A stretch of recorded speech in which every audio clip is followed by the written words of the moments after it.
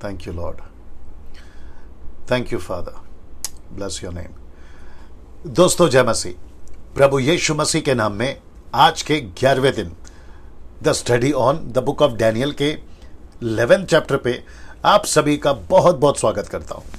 आशा करता हूं कि आप लोग खैरियत से हैं, सलामत हैं और मेरे यीशु मसीह ने आपको सुरक्षित रखा है। दोस्तों, उम्मीद करते हैं कि अभी तक जितनी भी शिक्षाएं, वो चाहे प्रकाशित वाक्य की पुस्तक से हो, रैप्चर से हो, या फिर किसी भी जो विषय को मैं प्रचार करते आ रहा हूं अभी तक, उन सभियों से आप लोग उन्नति पा रहे हैं, यीशु के नज़दीक आ रहे हैं, मिशन को समझ रहे हैं और परमेश्वर के राज्य में बढ़ रहे हैं। और उसी कड़ी में लगातार 10 दिन तक, यानी कि पिछले के तारीख के 10 दिन तक, आज 11वां दिन है, कल 12वां समाप्त हो जाएगा, एक और कड़ी जुड़ गई है और वह है डैनियल की पुस्तक की स्टडी। और मैं बता नहीं सकता कितने कॉल्स, कितने मैसेजेस फेसबुक, यूट्यूब पे कमेंट्स बॉक्स में कई लोगों ने, मैं समझता हूं कि 10-10 हज़ार से भी ज़्यादा कमेंट्स जो है तारीफ या जो अप्रिसिएशंस या जो भी लोगों ने करी है, मैं उन सभी के लिए परमेश्वर का ही सिर्फ धन्यवाद देता हूं, क्योंकि सब कुछ यीशु मसीह ने किया। ठीक है ना दोस्तों?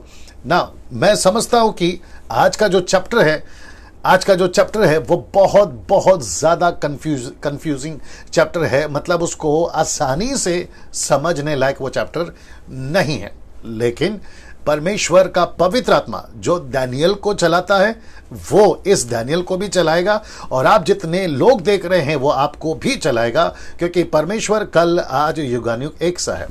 और लिखा है कि जो बातें हम नहीं समझते हैं पवित्र आत्मा बताता है। सो मेरी पूरी कोशिश हो चुकी है जो यहां दिखाना है, बाकी पवित्र आत्मा चलाएगा बीच बीच में, जैसे कनेक्ट करना है कॉन्टेक्स्ट के हिसाब से।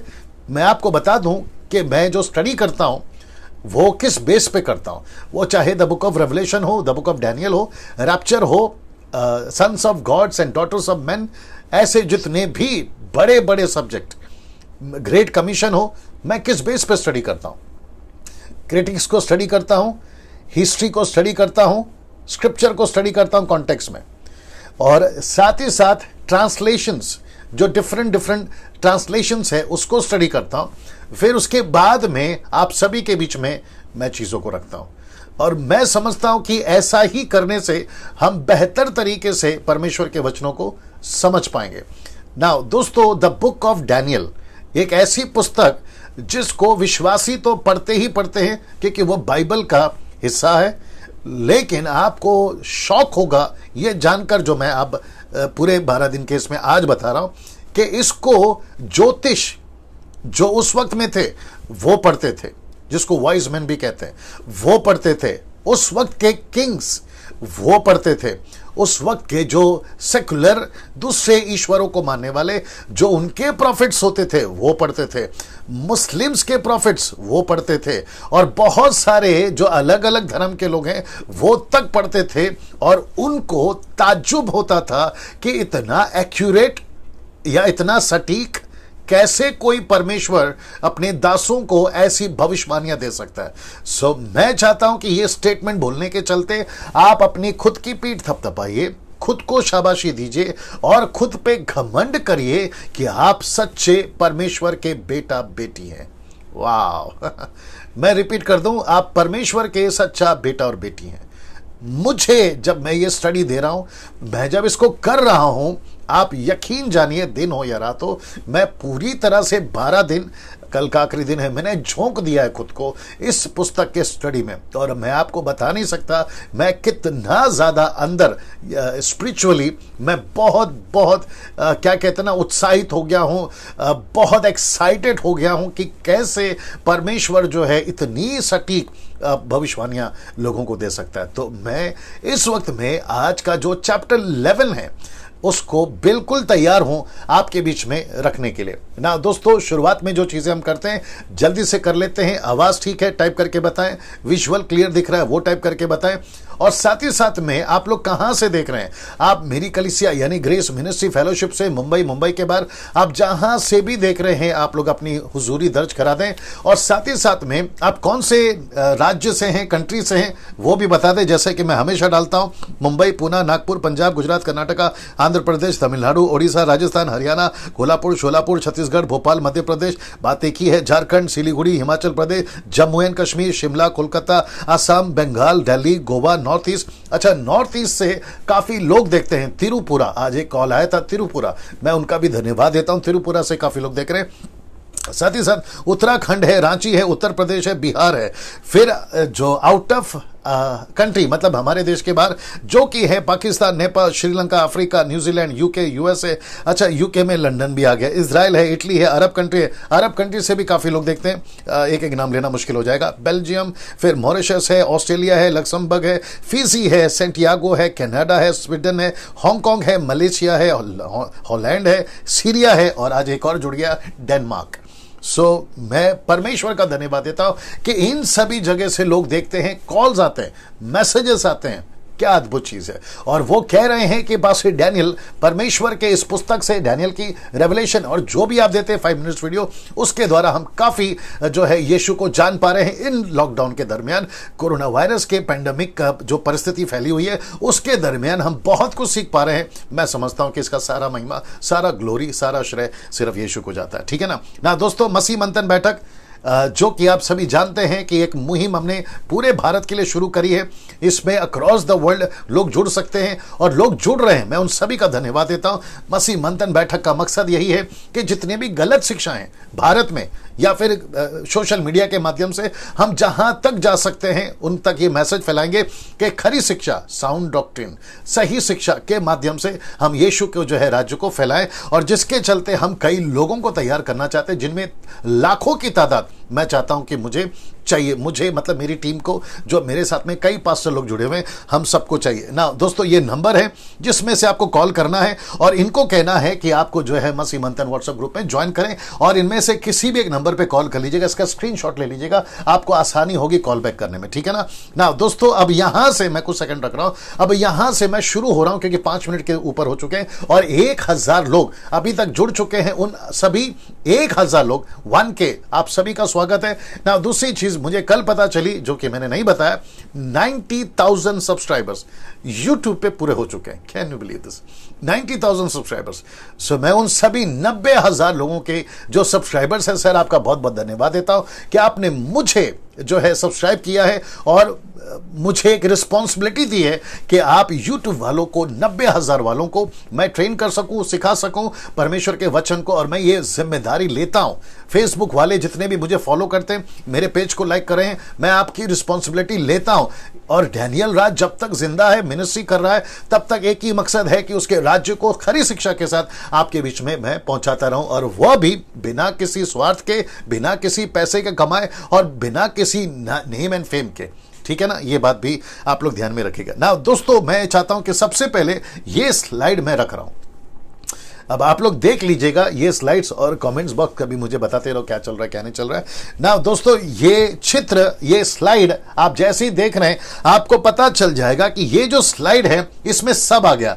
चैप्टर 2 का दर्शन आ गया, चैप्टर 7 का दर्शन आ गया, और चैप्टर 8 का दर्शन आ गया। तो जितने भी सपने और दर्शन, ड्रीम्स एंड विजन्स जो डैनियल ने देखे हैं, वो सब कुछ आपके बीच में मैंने 1 शॉट में रख दिया। और भी 2-3 रखूंगा, लेकिन आप इसको पहला समझ लीजिए। मैंने कल जिसको कहते हैं रिकैप, रिकॉल, या फिर जो मैंने सिखाया था, मैंने कल उसको बता दिया। आज नहीं बता पाऊंगा, क्योंकि चैप्टर 11 जो है वो बहुत लंबा है और समझने लायक चैप्टर है। तो जिसके चलते मैं आप सभी को रिक्वेस्ट करूंगा, आप लोग इसको देख लीजिएगा ना। ये सब मैंने नाम डाल दिए हैं। बेबीलोन है, मीडो पर्शियन है, ग्रीस है, रोम है, डिवाइडेड रोम। आप सभी जानते हैं डिवाइडेड रोम का मतलब क्या होता है। वो 10 उंगलियां जो लोहा और कीचड़ मिला हुआ है, और फिर उसके बाद में एंटी क्राइस्ट का किंगडम, और फिर ये पत्थर को आप जानते हैं, second coming of Jesus Christ. ये पत्थर देख लीजिए। तो ऐसे चित्र को देखने से आपको ये पता चल जाएगा। मुझे हटने की जरूरत है, यह सब कुछ दिख रहा है, वहां पे भी चेक करते रहना। ठीक है ना, अगर मैं बीच में आ रहा तो मुझे बताइए ना दोस्तों। साथ ही साथ आपको यह भी याद होगा कि ये दृश्य जो कि एक टॉपिक को लेके हम चल रहे थे लगातार, और मैंने ये भी कहा था कि लूसीफर को अगर किसी को टारगेट करना है तो वह है परमेश्वर का मंदिर। मैंने ये रखा है टैबरनेकल, या फिर आप जैसे भी बोलो, परमेश्वर का मंदिर, कलीसिया, मैंने ये रखा है। साथ ही साथ मैंने ये भी बताया था 70 वीक्स और 2300 डेज। मैंने आपको बताया था कि 70 वीक्स का मतलब है 490 ईयर्स और 2300 डेज का मतलब है 2300 ईयर्स। और मैंने आपको यह भी बताया था कि 1844 में दुनिया खत्म हो जाएगी ना। इसके हिसाब से दुनिया भी खत्म नहीं हुई है, इसके हिसाब से, ठीक है ना। सो 1844 में दुनिया खत्म हो जानी चाहिए थी अकॉर्डिंग टू दिस स्ट्रैटेजी, लेकिन नहीं हुआ बिकॉज इसका हफ्ता, आखिरी हफ्ता, जैसे कि 7 हफ्ता 62 वीक्स यानी 62वां हफ्ता, लेकिन आखिरी का हफ्ता यीशु को दिया गया था, 3.5 साल। वैसे ही लूसीफर का आखिरी हफ्ता वो चल रहा है, माफ करें, एंटी क्राइस्ट का आखिरी हफ्ता वो चल रहा है, और वो तब तक चलता रहेगा जब तक कि पाप का त्याग ना हो जाए, पाप का अंत ना हो जाए, यीशु के प्रति जो पश्चाताप यीशु ने दिया है वो लोगों को स्वीकार ना हो जाए। और जैसे 2 थिस्सलुनीकियंस चैप्टर 2 वर्स 4 ऑनवर्ड्स लिखा है कि कोई उसको रोक रहा है, वो कौन रोक रहा है? पवित्र आत्मा रोक रहा है। कौन रोक रहा है? सुसमाचार रोक रहा है। और जब तक सुसमाचार पूरी तरह से जाति जाति में नहीं चला जाएगा, रोमन्स चैप्टर 11 के अनुसार में लिखा है कि एक कौम यानी कि इजराइल वो कठोर रहेगा जब तक अन्य जाति का एक आखिरी व्यक्ति जब तक स्वर्ग के राज्य में प्रवेश ना कर ले। अब इसकी अवधि, इसकी टाइम पीरियड, ये कितना समय का है, इसको कितना समय लगेगा, कितने साल लगेंगे, कितनी पीढ़ी लगेगी, ये सिर्फ परमेश्वर जानता है। According to 2 Peter chapter 3 verse 9 कहता है वो चाहता है कि सबका उद्धार हो, सबको मन फिराव का मौका मिले। अब इसके पीछे परमेश्वर की मर्जी एक ही है, और वहां है सबको मन फिराव का मौका मिले। जैसे जैसे पीढ़ी बढ़ेगी, जैसे जैसे बच्चे आगे बढ़ेंगे, जैसे जैसे वंश आगे बढ़ेगा, मुझे नहीं पता कि परमेश्वर कब तक इसको लेकर चलेगा, लेकिन उसके चक्कर में हम नहीं पड़ेंगे। मैंने बीच में कहा भी था कि कुछ लोगों को अंत के दिनों का बुखार है, उनका टॉपिक होता है अंत आ गया, कल आएगा, परसों आएगा, 1 हफ्ते के बाद आएगा, 1 महीने के बाद, कुछ लोग तो डेट भी दे रहे हैं। मैं नहीं बोलना चाहूंगा उस सारी चीजें, लेकिन मुझे नहीं पता, अगर कोई मुझे कॉल करके पूछेगा कि डैनियल भाई आप जो है the book of revelation, Daniel की बुक के ऊपर आप बात कर चुके हैं, तो आपकी प्रेडिक्शन क्या है कि कब आएगा जीसस? मेरे दोस्त, नहीं बता पाएगा, ना मैं बता पाऊंगा, ना कोई पृथ्वी पे बता पाएगा, ना ज्योतिष बता पाएगा। ये पिता के हाथ में है। याद होगा ना आपको, पतरस ने पूछा था तो यीशु ने क्या कहा? अपना काम कर, ये काम तेरा नहीं है, ये जानना तेरा काम नहीं, ये पिता के हाथ में। तो मैं उन सभियों को कहना चाहूंगा कि अभी जो हमारी रिस्पॉन्सिबिलिटी है, वह रिस्पॉन्सिबिलिटी यहां है, क्या है? सब ठीक है? रिस्पॉन्सिबिलिटी यहां है कि हम सिर्फ वो मिशन पे चलें, हम उस मिशन पे चलें, और वो मिशन क्या है? सुसमाचार। That's it. नाउ दोस्तों, ये सब आपको समझ में आ गया। नाउ आपको मैंने कल बताया था 10th चैप्टर के वक्त में ये वाला युद्ध बड़ा है। कॉन्टेक्स्ट क्या है? मंदिर। तो इसका मतलब है ये मंदिर, यानी कि कलीसिया, आज की तारीख में कलीसिया, उस वक्त में टैबरनेकल मंदिर, यरूशलेम, इजराइल द नेशन, लेकिन अभी बात हो रही है कलीसिया की। तो कॉन्टेक्स्ट में युद्ध बड़ा है, तो युद्ध किसको लेकर है? ये सब आज आप चैप्टर 11 पे देखने पाओगे। युद्ध बहुत बड़ा है।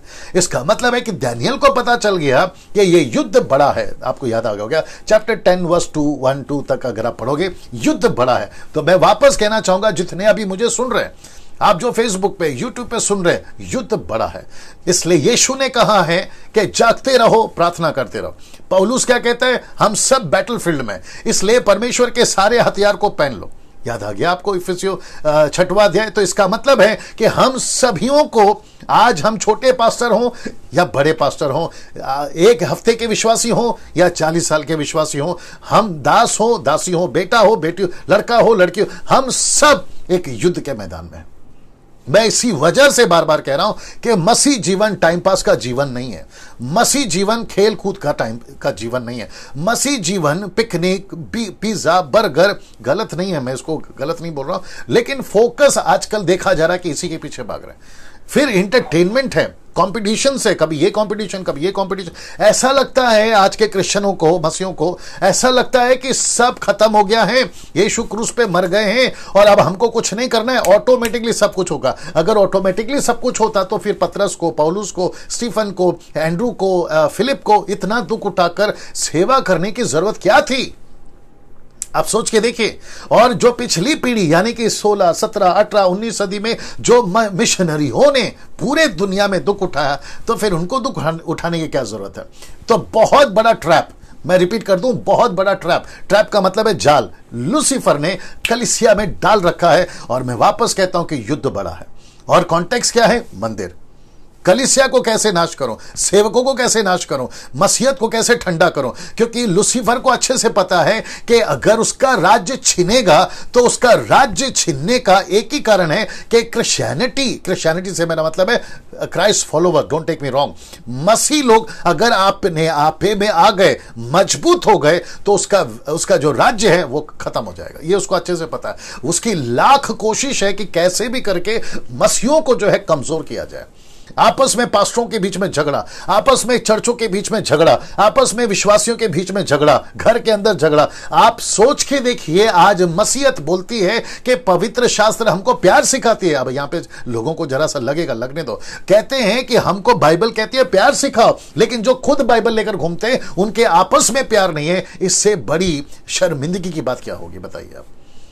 सोच के देखिए, जो पास्टर फेलोशिप होती है, वो चाहे किसी भी स्टेट में हो, वो चाहे किसी भी सिटी में हो, पास्टर फेलोशिप के अंदर आपको 2-2, 3-3 ग्रुप मिल जाएंगे। पहला एक चलता था, अचानक से 2 हो जाएगा, वो लेकर अलग शुरू करेगा, ये लेकर अलग शुरू करेगा। आप ये सारी बातों से वाकिफ है, तो ये सब बड़ा युद्ध है। ये देख लीजिए, बड़ा युद्ध है ये सब बड़ा युद्ध है। दिमाग में बहुत कुछ आ रहा है, लेकिन वक्त इजाजत नहीं दे रहा, क्योंकि मुझे बहुत सारी चीजें कवर करनी है। और फिर कहते हैं मेरे जाने के बाद यूनान का राजा आएगा। किसने कहा यह बात? गैब्रियल ने। किससे कहा? डैनियल से। क्या कहा? मैं जैसे ही जाऊंगा यूनान का राजा आएगा, जो कि आप लोग जानते हैं कि कल मैंने आपको बताया था the book of Daniel chapter 10 के आखिरी वचन में। तो इसका मतलब है कि अब यहां से यूनान का राजा एंट्री करने वाला। यूनान का राजा ग्रीस का मतलब है भाषा सिकंदर से मेरा मतलब है उसके 4 जनरल, और वहां से 2 ग्रुप कैसे निकलेगा वो सब एक एक करके आपके बीच में रखूंगा। और मैं वापस कहता हूं कि जब आप लोग जुड़ जाते हैं, एक बार कनेक्ट हो जाते हैं, तो आपका जो पीसी, लैपटॉप, जो भी आप देख रहे हैं, जहां से भी देख रहे हैं, यूट्यूब वालों जब अपलोड होता है घर पे देख रहे हैं, आप किसी भी चीज से डिस्टर्ब नहीं होना है। आपका फोकस सिर्फ और सिर्फ यहां पर है। पेपर, पेन, बाइबल सब लेकर बैठिए, और ये वीडियो अपलोड है, जब चाहो जितनी बार देखना चाहो आप लोग देख सकते हैं ना। दोस्तों, अब यहां से आपके बीच में मैं जो 1 से लेके 45 तक, चैप्टर 11 में टोटल 45 पद हैं, 45 वर्सेस हैं। वो 45 वर्सेस को मैंने डिवाइड किया है ताकि आपके लिए आसानी हो कि कौन सा वर्स कहां तक किसको बताता है। तो ये देख लीजिए, पहला है 1 से लेके 4 तक का अलग पद है, फिर 5 से लेके 15 तक का जो पद वो अलग है, फिर उसके बाद में 16 से 30 तक का अलग है, लेकिन मैं 16 को अलग रखा हूं, क्यों मैं आपको बताऊंगा। साथ ही साथ 31 से लेके 40 तक अलग है, और फिर 41 से 45 तक ये अलग है।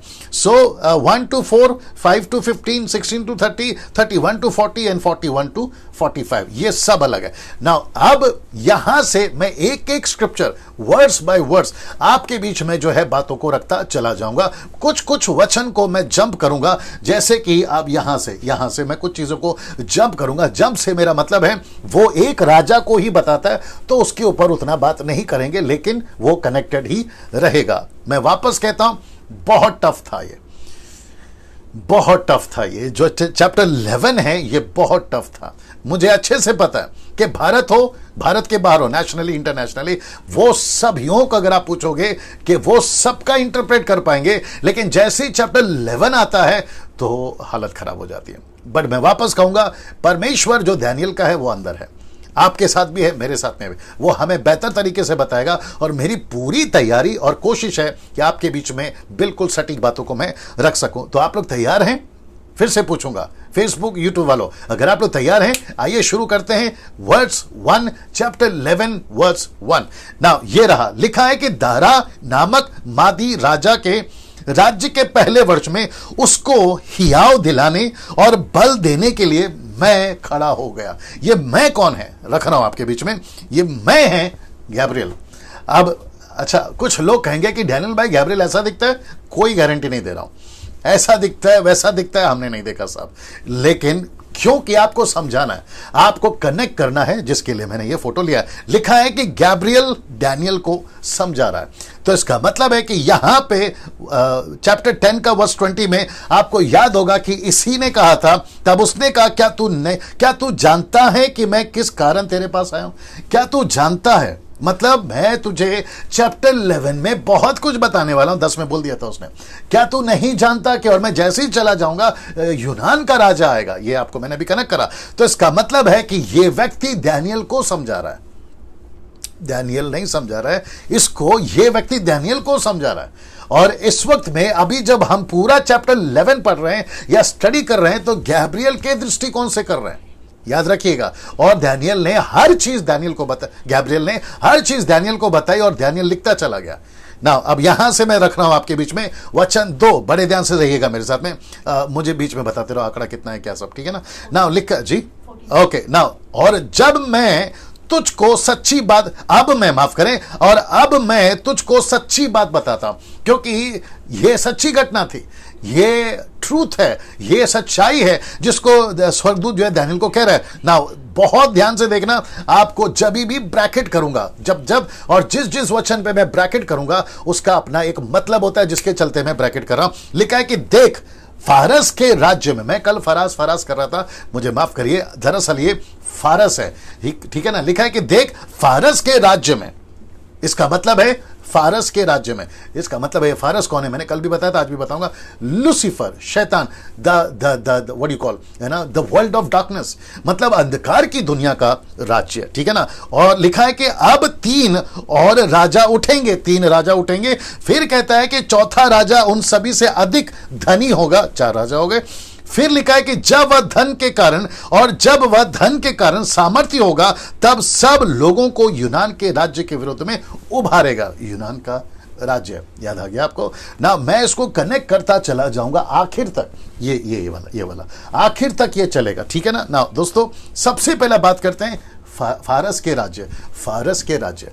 ना लिखा है फारस के राज्य में डार्क फोर्सेस ऑफ लूसीफर। मैं रिपीट कर दूं, डार्क फोर्सेस ऑफ लूसीफर। मैं जानता हूं मेरी जो अभी स्पीड है ना वो बढ़ेगी, मेरे साथ में बिल्कुल कोऑपरेट करते रहना और चीजों को समझते रहना। लिखा है डार्क फोर्सेस ऑफ लूसीफर, इसका मतलब क्या है? डैनियल को गैब्रियल ने बताया लूसीफर के बारे में कि जो कुछ तू देख रहा है दुनिया में, तब जो कुछ तू देख रहा है उसके पीछे किसी का राज्य है। यही चीज आज भी हो रही है कि जो कुछ चल रहा है, मैंने चैप्टर 10 में कल क्लियर कर दिया, पॉलिटिकल हो, बिजनेस हो, बॉलीवुड, हॉलीवुड, टॉलीवुड हो, सांसारिक बातें हो, जितना भी कुछ चल रहा है जो परमेश्वर के वचन के विरोध में कॉन्ट्रडिक्ट करता है या मैच नहीं करता है, उन सब का राजा लूसीफर है। वो किसी से भी कनेक्टेड हो, वो नशा हो, ड्रग्स हो, व्यभिचार हो, रेप हो, मर्डर हो, आतंकवाद हो, नक्सलाइट हो, ये सारी चीजों के पीछे इस आदमी का हाथ है। तो इसका मतलब है फारस के राज्य में तब भी, अब भी, और ये अब अंत के दिनों में ये और बढ़ेगा। इसलिए यीशु ने क्या कहा था, यूहन्ना का किताब उसका 9वां अध्याय वचन 4 में, दिन है जिसमें काम करो, वो रात आने वाली है जिसमें हम काम नहीं कर सकते। ये यीशु का स्टेटमेंट है। और ऐसे बहुत सारे, मैं उसमें नहीं जाऊंगा क्योंकि मेरा वो सब्जेक्ट अभी फिलहाल नहीं है। साथ ही साथ इसको देख लीजिएगा, लूसीफर का कब्जा पूरी दुनिया में तब भी और अब भी। मैंने ये ब्रैकेट में इसके लिए आपके लिए रखा है ना। अब बात करते हैं 3 और राजा उठेंगे, चौथा राजा उन सभी से अधिक धनवान होगा। तो इसका मतलब है यहां पर हम बात करने जा रहे हैं टोटल 4 राजा की ना। देख लेना प्रोनाउंसिएशन कैसा आ रहा है, ठीक है ना। सबसे पहला है साइरस, राइट, ये है। अब आप बोलोगे डैनियल भाई ये कहां है? मैं वापस कहता हूं, मैंने जो शुरू में कहा था, हाँ, बाइबल को, खास करके दानियल किताब को विश्वासी तो पढ़ते थे, पौलुस भी पढ़ता था, जॉन भी पढ़ता था, यीशु तक भी पढ़ता था, लेकिन उस वक्त के जूइश के अलावा ऐसे बहुत सारे लोग भी पढ़ते थे। क्यों पढ़ते थे? क्योंकि इनकी सबकी भविष्यवाणी साइरस आएगा, फिर उसके बाद में कैम्बियस आएगा, फिर उसके बाद में डेरियस आएगा, फिर उसके बाद में जर्क्सिस आएगा। ये सब के बारे में बाइबल दानियल को परमेश्वर ने पहले से बता दिया था। उसके चलते ये 4 राजा का नाम मैं आपको बता चुका हूं। ये 4 राजा का नाम ये देख लीजिएगा आप लोग, ठीक है ना। आप लोग इसको क्या बोलते हैं, पॉज करके स्क्रीनशॉट लेना चाहें आप लोग ले सकते हैं। मेरी पूरी क्या कहते हैं ना, 24 घंटा जो मुझे मिलता है डे बाय डे पूरा करते हुए मैंने पूरी स्टडी करी है। ये सब अपने अपने जीवन काल में कार्य कर रहे थे ना। अब इसको देखिएगा, ये 4 राजा मैं आपको बता चुका हूं, ये 4 राजा मैं आपको बता चुका हूं। अब यहां से पांचवा राजा आ रहा है। वचन कौन सा बता रहा है ये देख लीजिए, ये है वचन 3। लिखा है कि इसके बाद ना, ये चारों राजा के बारे में मैं बहुत कुछ बोल सकता था, इनकी क्या कहते हैं वंशावली, ये कौन से सदी में आए, इन्होंने क्या क्या किया, मैं वो सब डाल सकता था, लेकिन मुझे एहसास हुआ कि नहीं डाल पाऊंगा क्योंकि वक्त नहीं इजाजत दे रहा। इसी में पूरा टाइम चला जाएगा। तो आप लोग क्या करिए, इन सब के ऊपर आप लोग खुद गूगल पे जाइए और विकिपीडिया आपको पूरी डिटेल दे देगा, ठीक है ना। वचन 3, इसके बाद एक पराक्रमी राजा उठकर अपना राज्य बहुत बढ़ाएगा और अपनी इच्छा के अनुसार ही काम किया करेगा। अब ये कौन सा राजा है जो पराक्रमी है, and you will be shocked. अब ये राजा का जिक्र चैप्टर 8 में मैंने किया था और वो चैप्टर 9 में भी चला, लेकिन अब ये वापस यहां पर आ गया, जिसको गैब्रियल बता रहा है। ये राजा कौन है, जाना चाहोगे जी? ये राजा है, देख लीजिएगा, जो कि लिखा है पराक्रमी राजा उठेगा जिसका नाम है अलेक्जेंडर द ग्रेट। ये राजा, और इसकी मृत्यु कब हुई पता है? 33 साल में, मतलब 33 ईयर्स ओल्ड में इसकी मौत हो गई। यीशु की मृत्यु कब हो गई? 33 ईयर्स में। देखिए सिमिलैरिटी, देखिए, इसने पूरी दुनिया को जीता गलत तरीके से, गलत सुसमाचार फैलाकर। यीशु मसीह पूरी दुनिया को जीतना चाहता है सही सुसमाचार सुनाकर। इसने लहू बहाया दूसरों का, यीशु मसीह ने लहू बहाया खुद का। यह अपना राज्य बनाना चाह रहा था, यीशु मसीह परमेश्वर का राज्य बनाना चाह रहा था। सीधा सिमिलैरिटी, लेकिन यह पूरा नेगेटिव चला, यीशु मसीह पूरा पॉजिटिव चला। ऐसा बहुत कुछ जोड़ सकता था, लेकिन वक्त इजाजत नहीं दे रहा। तो ये वो रहा जो कि 4 राजाओं के बाद आएगा ना। वक्त को ध्यान में रखते हुए लिखा है अलेक्जेंडर द ग्रेट को बाइबल में इतना क्यों डाला गया है?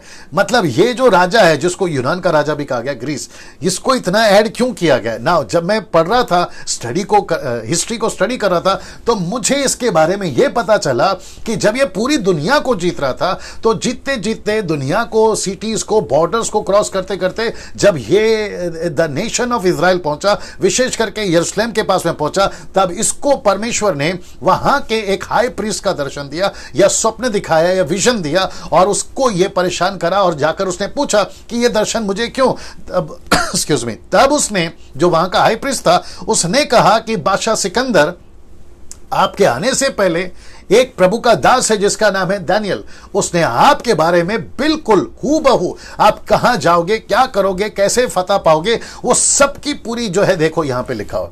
तो जब इसने पढ़ा अलेक्जेंडर द ग्रेट, वो भौचक्का रह गया, और लिखा है, इतिहास कहता है कि वहां से उसने जो है किसी भी यरूशलेम के यहूदियों को नहीं सताया। उन्होंने नहीं मारा। किसने? बादशाह सिकंदर ने नहीं मारा। बाकी सबको उसने मारा, बाकी सबको उसने जीता, लेकिन यहां यरूशलेम से वो निकल गया, उसने उनको टच नहीं किया। ये एक सच्ची घटना है, आप लोग उसको गूगल पे चेक कर सकते हैं ना। वचन 4, जैसे ही राजा सिकंदर, लिखा है कि जब वह बड़ा होगा तब उसका राज्य टूटेगा। आप समझ गए टूटने का मतलब क्या है? बादशाह सिकंदर जब पीक पे था, पीक पे आप समझते हैं, जब पूरी दुनिया को जीत चुका था, जब वो पीक पे था, पूरा सब कुछ, और ऐसा हिस्ट्री बताती है, जो कि मैंने पढ़ा भी है, हिस्ट्री बताती है कि जब राजा सब कुछ जीतकर पूरी तरह से पूरी दुनिया पे इसका कब्जा था, ईस्ट, साउथ, नॉर्थ, वेस्ट, उत्तर, दक्षिण, पूर्व, पश्चिम, चारों जगहों पे जब इसका कब्जा था, तब ये रिलैक्स होके खुद को पूछ रहा है अब मैं और क्या जीतूं। और उसी के चलते ऐसा बताता है इतिहास कि इसने खूब शराब पी, और खूब शराब पीने के चलते ये बीमार हो गया और ये मर गया। सोच के देखिए, जब ये पीक पे था, इतनी छोटी उम्र में 33 साल के अंदर इसकी मौत हो गई, और जब ये मर गया, और ये भी बताती है इतिहास, मैं सब कुछ नहीं बता पाऊंगा, वक्त को ध्यान में रखना होता है, मैं सब कुछ नहीं बता पाऊंगा। इनके जो बच्चे थे ना, वो पागल पैदा होते थे। अब इसका कारण क्या है पता नहीं, और इसकी खुद की औलाद, इसका खुद का वंशज राजा नहीं बन सका। मतलब होता है ना, राजा बना तो उसका बेटा राजा बनेगा, ऐसा नहीं हुआ। फिर इसके लिए लिखा है कि 4 दिशाओं में बटकर अलग अलग हो जाएगा। मतलब ये 4 राजा कौन है मैं रखने जा रहा हूं, और लिखा है कि ना तो उसके राज्य की शक्ति जय की तय रहेगी, ना उसके वंश को कुछ मिलेगा, क्योंकि उसका राज्य उखाड़ कर उनकी अपेक्षा और लोगों को प्राप्त होगा। तो वो 4 कर्नल या जनरल, आपको याद होगा मैंने बताया था चैप्टर 8 में, ये था वो। अब यहां से सेलेकस है, लेसिमेकस है, कैसेंडर है, और टोलोमी है ना, ये सब प्रोनाउंसिएशन ठीक से देख लीजिएगा आप लोग, है ना। ये सारे लोग थे, ये 4 जनरल थे जो मैं आपको बता चुका हूं, और उसके चलते दोस्तों यहां से जो है वो 4 कर्नल फैल गए ना। अब मैं कुछ दिखाने जा रहा हूं और मैं चाहता हूं कि आप ये समझिए कि युद्ध बड़ा है और घटना क्या है। देखिए, अब आप लोग ये चित्र देख रहे होंगे, अब आप लोग सोच रहे होंगे डैनियल भाई ये क्या है, इसको कहते हैं क्राउन, किंग्स क्राउन या विजय पाना। अब आपको शायद नहीं पता है, अब ये आ रहा है। लूसीफर ने एक अद्भुत प्लान बनाया। उसने कहा मैं पूरी दुनिया पे राज करना चाहूंगा, और मैं अभी लास्ट में उसको कनेक्ट भी करूंगा। लेकिन क्योंकि परमेश्वर ने उसको हटा दिया स्वर्ग से, आप सब इस बात से वाकिफ हैं, और जब वो हट गया तो उसने कहा कि मैं उसके बावजूद भी दुनिया में राज करूंगा। तो उसने क्या किया पता है, हर युग में, हर पीढ़ी में, हर स्टेट पर, हर राज्यों में उसने राजा नियुक्त किए, और उन राजाओं को यह कठपुतली की तरह चलाता था। मैं वापस कहता हूं जो मैंने कल बोला था, आत्मिक दुनिया, स्वर्ग की दुनिया, सांसारिक दुनिया और आकाश की दुनिया, यह सब आपको समझना है। हेवनली फोर्सेस, डार्क फोर्सेस और ह्यूमन फोर्सेस, अर्थली फोर्सेस, ये सब है दुनिया में, और ये राजाओं के ऊपर तब भी अब भी, मैं वापस कहता हूं, आतंकवादी नहीं बन रहे, ये बना रहा है। नक्सलाइट नहीं बन रहे, ये बना रहा है। संसार में जितने भी पाप हैं ये करवा रहा है, जितनी भी बुराइयां हैं इसके पीछे इसका हाथ है, और ये नहीं चाहता, इसलिए तो लिखा ना, नहीं डाला वचन। आप लोग सब जानते हैं, यूहन्ना 10:10, जॉन 10:10, चोर आता है, यानी कि ये चोर आता है चोरी करने, हत्या करने, घात करने, यही तो है इसका काम। और इसके अंदर एक चीज नहीं है, और वो है दया, पैशन, तरस, ये नहीं है इसके अंदर, ना ही एंटीक्राइस्ट में होगी। तो ये व्यक्ति राजाओं को लेकर तब भी राज करा और अब भी राज करा। इसलिए मसीह लोग बड़े ध्यान से सुनना, जब आप लोग प्रार्थना करते हैं ना, जब आप लोग मसीह जीवन जी रहे होते हैं ना, आपको ये कॉन्सेप्ट समझना होगा कि ये राज्य बिगड़ क्यों रहा है, महाराष्ट्र बिगड़ क्यों रहा है, बॉलीवुड बिगड़ क्यों रहा है, टॉलीवुड बिगड़ क्यों रहा है, बिजनेस खराब क्यों हो रहा है, या फिर जो भी पॉलिटिकल लीडर है वो अचानक से ऐसा क्यों हो गया। ये सारी चीजें, हिटलर कहां से आ गया, ऐसा तांडव मचाया था हिटलर ने, ये कहां से आ गया। और न जाने ऐसे युग में कितने सारे राजा आए, ऐसे लोग आए जो पागल टाइप के होते थे, सनकी टाइप होते थे, जिसको कहते हैं कि अपने सत्ता पाने के लिए उन्होंने न जाने कितने लोगों को मरवा डाला। तो ऐसा ये राज करता था, तब भी राज कर रहा है, अब भी। मैं ये कनेक्ट करना चाह रहा हूं, और वचन कहता है, लूका की किताब उसका 4:6 में, अगर आपको याद होगा, ये देख लीजिए, लिखा है कि यीशु से ये कहता है, क्या कहता है, उसने कहा मैं ये सब अधिकार का, अगर तू मुझे प्रणाम करे, if you worship me, Jesus को बोल रहा है, ठीक है ना, और इनका वैभव तुझे दूंगा, क्योंकि वह मुझे सौंपा गया है। जैसा चाहता, जिसे चाहता हूं उसको दे देता हूं, जिसे चाहता हूं उसको दे देता हूं।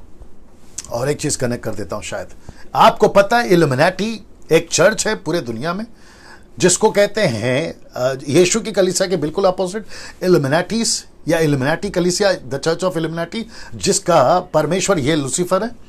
इसकी वर्शिप जो है, कमेंट बॉक्स में सब ठीक चल रहा है, इसकी जो वर्शिप है ना, होती है दुनिया में, इसकी वर्शिप, लूसीफर की वर्शिप। जब मैं sons of God and daughters of man का टीचिंग दे रहा था, तो कुछ ऐसे इनके एजेंट आ गए थे जो लिख रहे थे कि लूसीफर की जय हो, क्या क्या कुछ लिख रहे थे, ऐसे वाले इनके लोग आ गए थे मेरे कमेंट्स बॉक्स में। Can you believe this? ना मैं कनेक्ट क्या करना चाह रहा हूं, बड़े ध्यान से सुनेगा।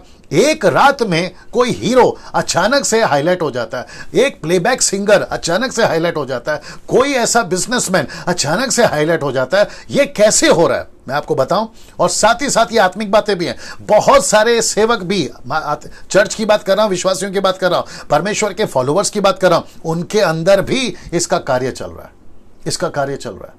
Can you believe this? ये लोग क्या करते हैं, अपने सोल को बेच देते हैं। किसको? लूसीफर को। और लूसीफर कहता है, अगर तू, ये देखिए ना, ये कॉन्सेप्ट है, जीसस को नहीं छोड़ा फिर बाकी लोग को क्या करेगा बताइए। ये कहता है, अगर तुम मेरी वर्शिप करोगे, तुमको जो चाहिए मैं दे दूंगा, तुमको नाम चाहिए दूंगा, पैसा चाहिए तुमको दूंगा, नेशन चाहिए तुमको दूंगा, तुमको जीतना है तुमको दूंगा, तुम्हारी पार्टी जीतनी है चाहिए मैं तुमको दे दूंगा। ये अपनी सोल बेच के आते हैं। Can you believe this? सोच के देखिए हम कितने डेंजर वर्ल्ड में हैं। बट डरने की जरूरत नहीं है, क्योंकि लिखा है पहला यूहन्ना उसका 4:5 में, अगर मैं गलत नहीं हूं, जो बाहर है उससे ज्यादा शक्तिशाली अंदर है। सो हम सब यीशु के लोग हैं, यीशु हमारे अंदर है, पवित्र आत्मा हमारे अंदर है, तो हमको किसी के बाप से डरने की जरूरत नहीं है, खास करके इससे। इसलिए तो लिखा है ना, परमेश्वर के अधीन हो जाओ, शैतान का सामना करो और वो तुम्हारे पास से भागेगा। The book of James chapter 4 verse 7-8 याद आ गया होगा आपको। नाउ दोस्तों, ये आपको समझ में आ गया। नाउ अब यहां से ये देख लीजिए, लिखा है उसका राज्य टूटेगा। किसका राज्य टूटेगा? आपका अलेक्जेंडर का, यानी कि बादशाह सिकंदर का। मैं उसको कनेक्ट करने जा रहा हूं। उसका राज्य टूटेगा, चारों दिशाओं में बंटकर अलग अलग हो जाएगा। मैं इसको क्लियर कर रहा हूं। नाउ राज्य टूटेगा मतलब है अलेक्जेंडर मर जाता है, अलेक्जेंडर द ग्रेट मर जाता है। और वो जैसे ही मरता है, अलेक्जेंडर के 4 जनरल, मैं सब कनेक्ट कर रहा हूं, मेरे साथ बने रहे। उसके जो 4 जनरल हैं वो है सिलेकस, फिर उसके बाद में है लियासेमेकस, फिर उसके बाद में कैसेंडर और टलोमी। प्रोनाउंसिएशन ठीक से देना, टॉलमी, ठीक है ना। ये सब जो है, ये उसके 4 जनरल थे और जिसके चलते उन्होंने जो है पूरी दुनिया में फैला और उन्होंने राज किया। लेकिन इसमें से 2 इंपॉर्टेंट है, मैं कनेक्ट कर रहा हूं। अब इसको देखते हैं। अलेक्जेंडर के 4 जनरल में से 2 को शैतान ने इजरायलियों का स्पेलिंग देख लेना, इजरायलियों के लिए ज्यादा इस्तेमाल किया। कौन थे वो? सेलेकस और टलोमी। सेलेकस और टलोमी, ये दोनों को यूज किया। अब इनका जो किंगडम है मैं आपको बता देता हूं। सेलेकसाइड किंगडम, यानी कि सीरिया ले लिया उसने, सीरिया का हिस्सा ले लिया। और फिर उसके बाद में टलोमी जो है, उसने जो किंगडम लिया वो इजिप्ट का लिया। तो सीरिया और इजिप्ट ये साथ में चलता रहेगा, नॉर्थ और साउथ ये साथ में चलता रहेगा। मैं वापस रिपीट करता, नॉर्थ और साउथ, सीरिया और इजिप्ट ये साथ में चलता रहेगा। और कहां तक चलता रहेगा मैं आपको वो भी बताऊंगा ना। दोस्तों, ये मैप देख लीजिए, ना यहां पे है टलोमी किंगडम, टलोमिक, और ये है सेलेक्साइड, या जो भी है देख लीजिए आप लोग। ये अब इसके बीच में कुछ है, मैं कनेक्ट करूंगा आपको ना। पद 5 से 15 तक इन दोनों का राज्य चला। नॉर्थ किंगडम सेलेकस, ये नॉर्थ किंगडम चला। फिर उसके बाद में साउथ किंगडम चला, टोलोमी, ये है टोलोमी, ठीक है ना, ये चला। ये दोनों साथ में चला। अब आप सोचिए ये दोनों साथ में क्यों चल रहा है, मैं कनेक्ट करूंगा। लेकिन राजा बदलते रहे, ये किंगडम चलता रहा, साउथ का और नॉर्थ का किंगडम चलता रहा, लेकिन राजा बदलते रहे। राजा तो बदलेंगे ना, 100 साल 120 साल तक जिंदा रहेंगे, बाद में तो मर रहे हैं। और ये तो पहले कुछ ज्यादा ही मर जाते थे क्योंकि युद्ध चलता था। राजा बदलते रहेंगे लेकिन किंगडम चलता रहेगा। और लूसीफर ये किंगडम को चलाता रहेगा। जैसे मैंने अभी आपको कहा, तो दिमाग में रखिए कि राजा बदल रहे हैं, और कितने राजा बदले नहीं मालूम इन दोनों के राज्य में, इन दोनों के किंगडम में ना। पद 5, तब दक्षिण का मतलब है साउथ, दक्षिण टलोमी, साउथ टोलमी, ये साउथ चलता रहेगा। या आप जब जब देखोगे दक्षिण, आपको ये समझ में आ जाना चाहिए। देखो लिखा है कि देश का राजा बल पकड़ेगा, परंतु उसका हाकिम उससे अधिक बल पकड़कर प्रभुता करेगा, यहां तक कि उसकी प्रभुता बढ़ जाएगी। ना इसको देखिए, कई वर्षों के बीतने पर वे दोनों आपस में मिलेंगे। कौन दोनों आपस में मिलेंगे? सेलेकस और टोलोमी आपस में मिलेंगे, नॉर्थ और साउथ आपस में मिलेंगे, याद रखिएगा। और जब ये आपस में मिलेंगे तो लिखा है कि दक्षिण यानी कि साउथ, टोलोमी जो है साउथ वाला जो है, टोलोमी जो है अपनी, लिखा है कि राजा की बेटी उत्तर यानी कि नॉर्थ यानी कि सेलेकस के राजा के पास शांति की वाचा बांधने को जाएगी, परंतु उसका बाहुबल बना ना रहेगा। मतलब आपस में एक हो जाए, विवाह आपस में हो सके और हम आपस में रह सके, ऐसा इनका प्लान था। लेकिन ये नहीं हो सका, वह कहता है यूनिटी नहीं हो पाई। और ना वह राजा और ना उसका नाम रहेगा, परंतु वह स्त्री अपने पहुंचाने वालों और पिता और अपने संभालने वालों से अलग कर दी जाएगी। इसका मतलब है कि इसने जो है यूनिटी होने नहीं दी और यहां पर जो है इनका अलग हो गया। मैं आपको यह भी बताता हूं कि दोनों के बीच में युद्ध शुरू हो गया। और युद्ध कब कब हुआ और कितने युद्ध हुए मैं आपको यह बता देता हूं। सेलेकस्ट नॉर्थ एंड टोलोमी साउथ के बीच में इन सभी युगों में युद्ध हुआ है। फर्स्ट वॉर आप कब देख लीजिए हुआ है, second war, third war, fourth war, fifth war, sixth war, ये सब हुआ है। अब आप पूछोगे आपको कैसे मालूम डैनियल भाई? क्योंकि इसका जो चर्चा बाइबल में है ही नहीं। मैं तो आपको शुरू से बोल चुका हूं कि बहुत सारी घटनाएं जो बाइबल के अंदर नहीं है, दानियल की किताब में जो घटी है वो उस वक्त के अविश्वासी लोग भी पढ़ते थे और ये सारी चीजें उन्होंने कनेक्ट करी। ये सारी चीजें उन्होंने कनेक्ट करी। तो आप लोग भी, क्योंकि मैंने भी वहीं से लिया है, आप लोग भी अगर किसी को डाउट है कि ये सब कैसा है, आप लोग आराम से स्टडी करिए, जो कि मैं करके बैठा हूं। ये सारी चीजें जो है यहां पर घटी हैं, और जिसके चलते इसको देख लीजिए, south kingdom Ptolemy will be strong. मतलब इन सभी झगड़ों में सबसे ज्यादा जो उभर कर आया, वो कौन सा राज्य उभर कर आया? टोलोमी। और उसके चलते जो सेलेकस है वो नॉर्थ, वो थोड़ा सा कमजोर होता चला गया, लेकिन ये वापस से उठेगा, ये वापस से उठेगा। ये कब उठेगा मैं आपको बता दूं ना। कितनी एक्यूरेसी प्रोफेसी है, आप इसको देख लीजिए। ये सब की भविष्यवाणी डैनियल ने कब की थी? ईसा पूर्व 600 साल पहले, मतलब 6 बीसी में, 600 बीसी, मतलब ईसा पूर्व 600 साल पहले उसने ये भविष्यवाणी करी थी। 312 बीसी टू 168 बीसी तक में इसने ये प्रोफेसी करी थी। अब आप इससे अंदाजा लगाओ कि कितना सटीक है परमेश्वर, जो डैनियल को हर एक चीज को बता रहा है ना। वचन 7 लिखा है कि फिर उसकी जड़ों में से एक डाल उत्पन्न होकर उसके स्थान में बढ़ेगी, वह सोना समेत उत्तर के राजा, उत्तर यानी कि आप समझ गए, नॉर्थ आप समझ गए, सेलेकस नॉर्थ आप समझ गए, उत्तर के राजा के गढ़ में प्रवेश करेगा और उसने उनसे युद्ध करके प्रबल होगा। लिखा है कि वचनार्थ वह उसके देवताओं की डली हुई मूर्तों, सोने चांदी के मनभाव पात्रों को छीनकर मिस्र में ले आएगा। उसके बाद वह कुछ वर्ष तक उत्तर, ये देख लीजिए, उत्तर देश के राजा के विरुद्ध हाथ रोके रहेगा। इसका मतलब है अब जहां जहां, अब ये उत्तर है, ये दक्षिण है, वचन 15 तक चलेगा। तब वह राजा डैनियल दक्षिण देश के राजा के देश में आएगा, परंतु फिर अपने देश में लौट आएगा। वचन 10 कहता है उसके पुत्र झगड़ा मचाकर बहुत से बड़े बड़े दल इकट्ठा करेंगे और लिखा है उमड़ने वाली नदी के समान आकर देश के बीच होकर जाएंगे। देश के बीच होकर जाएंगे, मैंने ब्रैकेट में डाल दिया। देश के बीच का मतलब है, मैं आपको बताऊंगा, यरूशलेम में। फिर लौटते हुए उसके घर तक झगड़ा मचाते रहेंगे। अब आप सोच रहे होंगे कि डैनियल भाई ये सब जो है ये हो क्या रहा है? मैंने थोड़ी देर पहले कहा था इन सब के ऊपर बॉस कौन है? लूसीफर। क्या कर रहा है? किंग्स को लड़वा रहा है। ये सब के बीच में ये चल कह रहा है, और लिखा है बीच में, ये देखो बीच में लिखा है आकर देश के बीच में होकर जाएगा, आकर देश के बीच में होकर जाएगा। तो ये बीच में मैंने यरूशलेम क्यों डाला है? अब आपको शॉकिंग न्यूज देता हूं। दरअसल सेलेकस और टोलोमी, राइट प्रोनाउंसिएशन, टोलोमी, सेलेकस और टोलोमी के बीच में यरूशलेम है। सी दिस इसका मतलब है, मैं आपको बताता हूं, और साथ ही साथ ये भी देख लीजिए आप, ये मैप भी देख लीजिए। यहां सीरिया है, ये इजिप्ट है, ये है सेलेकस, ये है आपका टोलोमी, ठीक है ना। आप देख लीजिए, सेलेकस सीरिया का हिस्सा ले लिया। किंग अलेक्जेंडर का अपनी कोई संतान नहीं थी, उसके 4 जनरल थे, उन्होंने आपस में बांट लिया। लेकिन इसमें से 2 जनरल, और मैं आपको यह भी कनेक्ट करूंगा कि सेलेकस जो है उसी से एंटी क्राइस्ट निकलेगा, और जिसके चलते जो है ये लगातार चलता जा रहा है, ये मैं आपको कनेक्ट करूंगा। तो यहां पे सीरिया है, यहां पे इजिप्ट है, और बीच में क्या है? यरूशलेम। और मैंने आपसे क्या कहा था चैप्टर 8 से, मैं क्या बोलते आ रहा था? मंदिर, मंदिर, मंदिर। लूसीफर का प्लान क्या है? मंदिर। आज भी उसका प्लान क्या है? मंदिर। आज का मंदिर का मतलब है कलीसिया, और आज की कलीसिया का मंदिर से मेरा मतलब है आप और मैं। तो लूसीफर तब ईंट और पत्थर के मंदिर को नाश करता था, आज वो किसको नाश करने का प्लान कर रहा है? और आपको और मुझको। Can you believe this? दोस्तों कैसा लग रहा है? 21 या 20 कर दो। कैसा लग रहा है? मैं चाहता हूं कि अभी तो मैं सिर्फ, क्या कहते हैं ना, चैप्टर 11 के सिर्फ अंदर घुसा हूं। जैसे मेरे प्रचार में मैं हमेशा कहता हूं कि बिरयानी में जो नीचे होता है ना, ऊपर तो राइस होता है, नीचे अभी बहुत सारा गोश्त बाकी है, वचन का गोश्त, मीट बाकी है।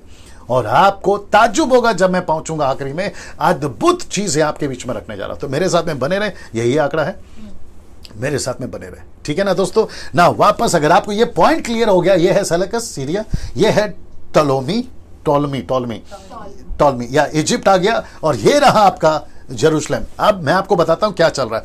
जब ये लड़ाई लड़ता है इससे, तो ये बीच में आता है, जब ये लड़ता है उससे, तो ये बीच में आता है। अब आप बोलोगे आप, ये क्या है?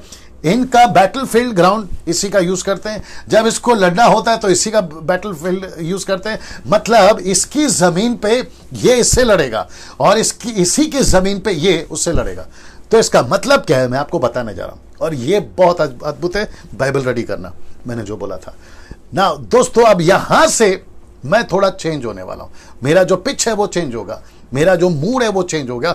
मैं आपको बताता हूं क्यों। ये सब के पीछे कारण क्या है? लूसीफर को इतनी छूट क्यों मिल गई? लूसीफर को, वाह, लूसीफर को इतनी छूट क्यों मिल गई? ऐसा क्या है कि लूसीफर अपना तांडव मचा रहा है? मैं उसको कनेक्ट कर रहा हूं। और ऐसा क्या है कि यरूशलेम यहां से भी सताया जा रहा है, यहां से भी सताया जा रहा है, और यरूशलेम बीच में फंस गया? इसकी वजह क्या है? इसकी वजह है यह वचन। मैं आपको बता दूं, यिर्मयाह की किताब उसका 25:9 में क्या लिखा है? इसीलिए 70 साल का गुलामी याद आ गया। मैंने बताया था ना दूसरे अध्याय में, और आखिर तक लेकर चला था। लिखा है कि 25वें अध्याय में लिखा है 25:9 में, इसलिए सुनो, मैं उत्तर में रहने वाले सब, याद आ गया उत्तर, मैं उत्तर में रहने वाले सब कुलों को बुलवाऊंगा, अपने दास बाबुल के राजा नबूकदनेस्सर को बुलवा भेजूंगा, उन सबों को इस देश और उसके निवासियों के विरुद्ध, उसके आसपास के सब जातियों के विरुद्ध में ले आऊंगा। और लिखा है, इन सब देशों का मैं सत्यानाश करके उन्हें ऐसा उजाड़ दूंगा कि लोग उन्हें देखकर ताली बजाएंगे, वरना ये सदा उजाड़ ही रहेंगे। यहोवा की ये वाणी है। ऐसा क्यों है? ऐसा क्यों है कि यरूशलेम को चारों तरफ से घेर लिया? ऐसा क्यों है कि यरूशलेम को चारों तरफ से घेर लिया? वो वचन रेडी करना, ये वाला वचन रेडी कर लेना। रेडी है ना? हाँ, मैं वापस आता हूं। ऐसा क्यों है दोस्तों? बहुत ध्यान से सुनना होगा। जितने पास्टर्स, एवेंजलिस्ट, वर्शिपर्स, म्यूजिशियंस, मुझ जैसे बाइबल टीचर्स या ऑनलाइन प्रीचर्स, या आप नेशनली या इंटरनेशनली, और साथ ही साथ जितने जीसस के फॉलोवर्स हैं, यूथ हो या फिर मैरिड हो, आप सभी को अब यहां से सुनना जरूरी है। मेरी हाथ जोड़ के रिक्वेस्ट है आपसे, क्योंकि लूसीफर बहुत स्मार्ट है, वो आपको ऑफलाइन जाने बोलेगा अभी, और ये भी कहेगा कि डैनियल की मत सुनो या डैनियल का वीडियो मत देखो, ये भी बोलेगा, मुझे मालूम है। लेकिन मैं आपको रिक्वेस्ट करता हूं कि मेरे साथ बने रहें। ऐसा क्यों है कि यरूशलेम पिस रहा है? ऐसा क्यों है कि दोनों के बीच में ये आ गया? ये डैनियल को क्यों बताया? डैनियल के ये पुस्तक में इसका ये जिक्र क्यों है? इसका मतलब है कुछ तो गलतियां इन्होंने की है, कुछ तो गलतियां इन्होंने की है। अब वो क्या गलती की है मैं आपके बीच में रखने जा रहा हूं, और मैं पढ़ रहा हूं ये the book of Ezekiel chapter 14 verse from 12 to 23। मैं इसको पढ़ूंगा और मैं चाहता हूं कि आप लोग बड़े ध्यान से सुनिएगा, ठीक है ना? नाउ लिखा है the book of Ezekiel chapter 14 verse 12 to 23, Ezekiel की पुस्तक 14 का 12 से 23 तक में लिखा है कि तब यहोवा का यह वचन मेरे पास पहुंचा, हे मनुष्य के संतान, जब किसी देश के लोग मुझसे विश्वासघात करके पापी हो जाएं, विश्वासघात करके पापी हो जाएं, मैं अपना हाथ उस देश के विरुद्ध बढ़ाऊंगा, उसका लिखा है अन्न रूपी आधार दूर करूंगा, और उसमें अकाल डालकर उसमें से मनुष्य पशु दोनों को नाश कर दूंगा। अब आप जानना चाहते हैं वचन 14 में क्या लिखा है? बड़े ध्यान से सुनना। लिखा है कि तब चाहे उसमें नूह, दानियल, अय्यूब, रिपीट करता हूं, नूह, दानियल, अय्यूब, ये तीनों पुरुष हो तो भी वे अपने धर्म के द्वारा केवल अपनी ही प्राणों को बचा पाएंगे या बचा सकेंगे। प्रभु यहोवा की यह वाणी है। इसका मतलब क्या मालूम है? अगर बेबीलोन में दानियल है, विपत्ति तो मैं तब भी डालूंगा, लेकिन दानियल सिर्फ बचेगा, बाकी कोई नहीं बचेगा। नूह बचेगा लेकिन बाकी कोई नहीं बचेगा। अय्यूब बचेगा लेकिन बाकी कोई नहीं बचेगा। ऐसा क्यों? क्योंकि परमेश्वर कहता है, मुझे माफ करिए मैंने स्क्रिप्चर हटा दिया, लेकिन मैं इसको रखूंगा। ऐसा क्यों है कि यरूशलेम को आज चारों तरफ से ये सताव है? उसकी वजह एक ही है दोस्तों, और वजह यह है, इन्होंने मूर्ति पूजा की है। इन्होंने मूर्ति पूजा की है। ऐसे देवताओं को, बहुत सारा स्क्रिप्चर मेरे दिमाग में या स्लाइड्स में डालने के लिए मैं टेम्प्ट हो रहा था, लेकिन मैंने देखा कि वक्त बहुत कम पड़ जाएगा, 2-2 घंटा हो जाएगा, जिसके चलते मैंने बहुत सारे स्क्रिप्चर को कट किया। और जो कि कहता है, यदि मैं उस देश में मैं दुष्ट जंतु भेजूं जो उसको निर्जन करके उजाड़ डाले, और जंतु के कारण कोई उसमें होकर ना जाए, तो चाहे उसमें 3 पुरुष, वापस 3 पुरुष आ गए, जिसमें 3 पुरुष हो तो भी प्रभु यहोवा की यह वाणी है, मेरे जीवन की सौगंध, ना वे पुत्रों को और ना पुत्रियों को बचा सकेंगे, वे ही अकेले बचेंगे, परंतु देश उजाड़ हो जाएगा। दानियल बचेगा, नूह बचेगा, अय्यूब बचेगा, लेकिन यरूशलेम को मैं उजाड़ दूंगा। ऐसा क्यों दोस्तों? ना इसको देखिए, अब मैं क्योंकि वक्त को भी ध्यान में देख रहा हूं, वचन 21 में मैं आ जाता हूं, जंप कर दिया हूं, क्योंकि प्रभु यहोवा यूं कहता है, यरूशलेम पर अपने चारों ओर दंड पहुंचाऊंगा। यरूशलेम के चारों ओर दंड पहुंचाऊंगा, अर्थात तलवार, अकाल, दुष्ट जंतु और महामारी। इसके चारों ओर इसका मतलब क्या पता है? ये कौन है आज की तारीख में कलीसिया? ये कौन है आज की तारीख में आपका और मेरा शहर? ये कौन है आज की तारीख में आज की और मेरी आपकी पृथ्वी? और प्रभु कहता है यदि मेरे शहर में, यदि मेरी कलीसिया में, यदि मेरे लोगों में ऐसा कुछ भी पाया जाता है, वो चाहे नूह हो, दानियल हो, अय्यूब हो, मैं उनको बचाऊंगा, लेकिन बाकी सबको खत्म कर दूंगा। और आपको जानकर ताज्जुब होगा कि लाखों लाखों की तादाद में यहूदी तब मारे गए थे इन राजाओं के चक्कर में। इनके आपस के युद्ध में लाखों लोग मारे गए थे। उसकी पूरी डिटेल मुझे मिली, लेकिन वापस कहता हूं कि मैं यहां नहीं डाल पा रहा हूं, क्योंकि बहुत स्लाइड्स हो जाएंगे, बहुत लंबा टीचिंग हो जाएगा। आपको समझना होगा कि परमेश्वर यहां बोलना क्या चाह रहा है। ऐसा क्यों है कि ये 4 तरीके से परमेश्वर युद्ध छिड़वा रहा है, तलवार चलवा रहा है, जानवरों के द्वारा मरवा रहा है, और महामारी कोरोना वायरस मैंने प्रचार किया है ना, कोरोना वायरस 4 कारणों से परमेश्वर की तरफ से। अब आप इसको कनेक्ट करिए। ऐसा क्यों है मुझे माफ करें, ऐसा क्यों है कि लूसीफर को इतनी छूट मिल गई कि वो अपना तांडव मचा रहा है? इसके पीछे एक ही हाथ है। परमेश्वर कहता है मैं कुछ नहीं कर सकता, मैं कुछ नहीं कर सकता। The book of Ecclesiastic chapter 10 verse 8 लिखा है, जो बाड़ा तोड़ेगा उसको सांप काटेगा। सब उपदेशक 10:8 में लिखा है, जो बाड़ा तोड़ेगा उसको सांप काटेगा। कमेंट बॉक्स में सब ठीक चल रहा है? वाह, कैसा लग रहा है दोस्तों? सीधे यहां पे सीरिया, यहां पे इजिप्ट है और बीच में यरूशलेम है। आज भी ऐसी परिस्थिति है दोस्तों। यही बताने के लिए दानियल को गैब्रियल क्या बोलता है मालूम है? युद्ध बड़ा है। क्यों कहा उसने चैप्टर 2 में युद्ध बड़ा है? चैप्टर 10 का 2 में क्यों कहा उसने? सोच के देखिए आप। इसका मतलब है कि आत्मिक दुनिया में कुछ तो ठीक नहीं चल रहा है दोस्तों। इसलिए पौलुस ने भी कहा हमारी लड़ाई हड्डी मांस से नहीं है, अंधकार की ताकतों से है। अब जितने भी अन्य भाषा में बात करते हैं ना, जिब्रिश, मैं उन सभी को पूछना चाहता हूं कि सर आप लोग तो दावा करते हो कि हम प्रभु से बात कर रहे हैं, हम प्रभु से बात कर रहे हैं, तो मैं उन सभियों को पूछना चाहता हूं, आज तो पूछ ही लेता हूं कि सर जब आप लोग इतना प्रभु से बात कर रहे थे तो आपको प्रभु ने यह क्यों नहीं बताया कि पूरे दुनिया में कोरोना वायरस आने वाला है? मेरा सीधा काउंटर सवाल है आपको, क्यों नहीं बताया सर? आप लोग जो दावा करते हो ना कि हम प्रभु से बात करते हैं, गुप्त में बातें करते हैं, 8-8 घंटा बात करते हैं, तो ये 8-8 घंटे में परमेश्वर ने आधा घंटा, आधा मिनट भी नहीं बताया आपको कि कोरोना वायरस आने वाला है? क्या लगा के रखा है सर? मैं तो इसके ऊपर बहुत बात करूंगा भविष्य में। पूरा का पूरा 1 कुरिन्थियों 14 अध्याय 1 से लेकर 40 तक का ये स्क्रिप्चर है, पूरा चैप्टर पे बात करूंगा। एक दिन मैं आऊंगा उसके ऊपर भी। लेकिन गड़बड़ बहुत करके रखा है आप लोगों ने, वो चाहे महाराष्ट्र हो, पंजाब हो या फिर अदर कंट्रीज हो। जो चीज नहीं है उसको जबरदस्ती डाल दिया। इसको कहते हैं फोर्स फिटिंग, जबरदस्ती घुसा देना। ऐसी कोई डॉक्ट्रिन नहीं है, घुसा दिया। ऐसा कोई दान नहीं है, घुसा दिया। गाय का बछड़ा जैसे हारून ने घुसा दिया ना, परमेश्वर को गाय का बछड़ा बना दिया था उसने, बोला ये है हमारा परमेश्वर। कौन? गाय का बछड़ा। और 6 लाख लोगों ने स्वीकार भी कर लिया, क्योंकि हारून था ना मूसा का बड़ा भाई। अरे ये तो भविष्यवक्ता है, अरे ये तो लीडर है, अरे ये तो सीनियर है, ये कैसे गलत हो सकता है? यही तो चल रहा है आजकल भी। प्रभु का इतना बड़ा दास है। एक को मैं बोल रहा था कि अन्य भाषा में बात मत कर, कहता है कि आज 90% लोग बात करते, तो क्या वो गलत है? तो फिर क्या हारून सही था जिसने 6 लाख लोगों को फंसाया? क्या बात करते हो यार, सोचो जरा।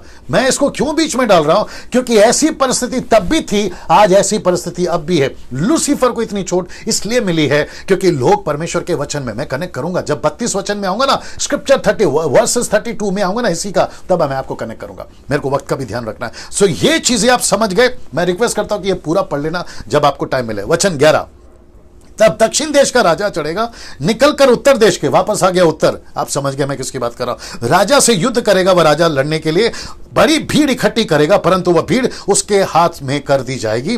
फिर वचन 12, उस भीड़ को जीतकर उसका मन फूल उठेगा, वह लाखों लोगों को घिराकर, परंतु वो प्रबल ना होगा।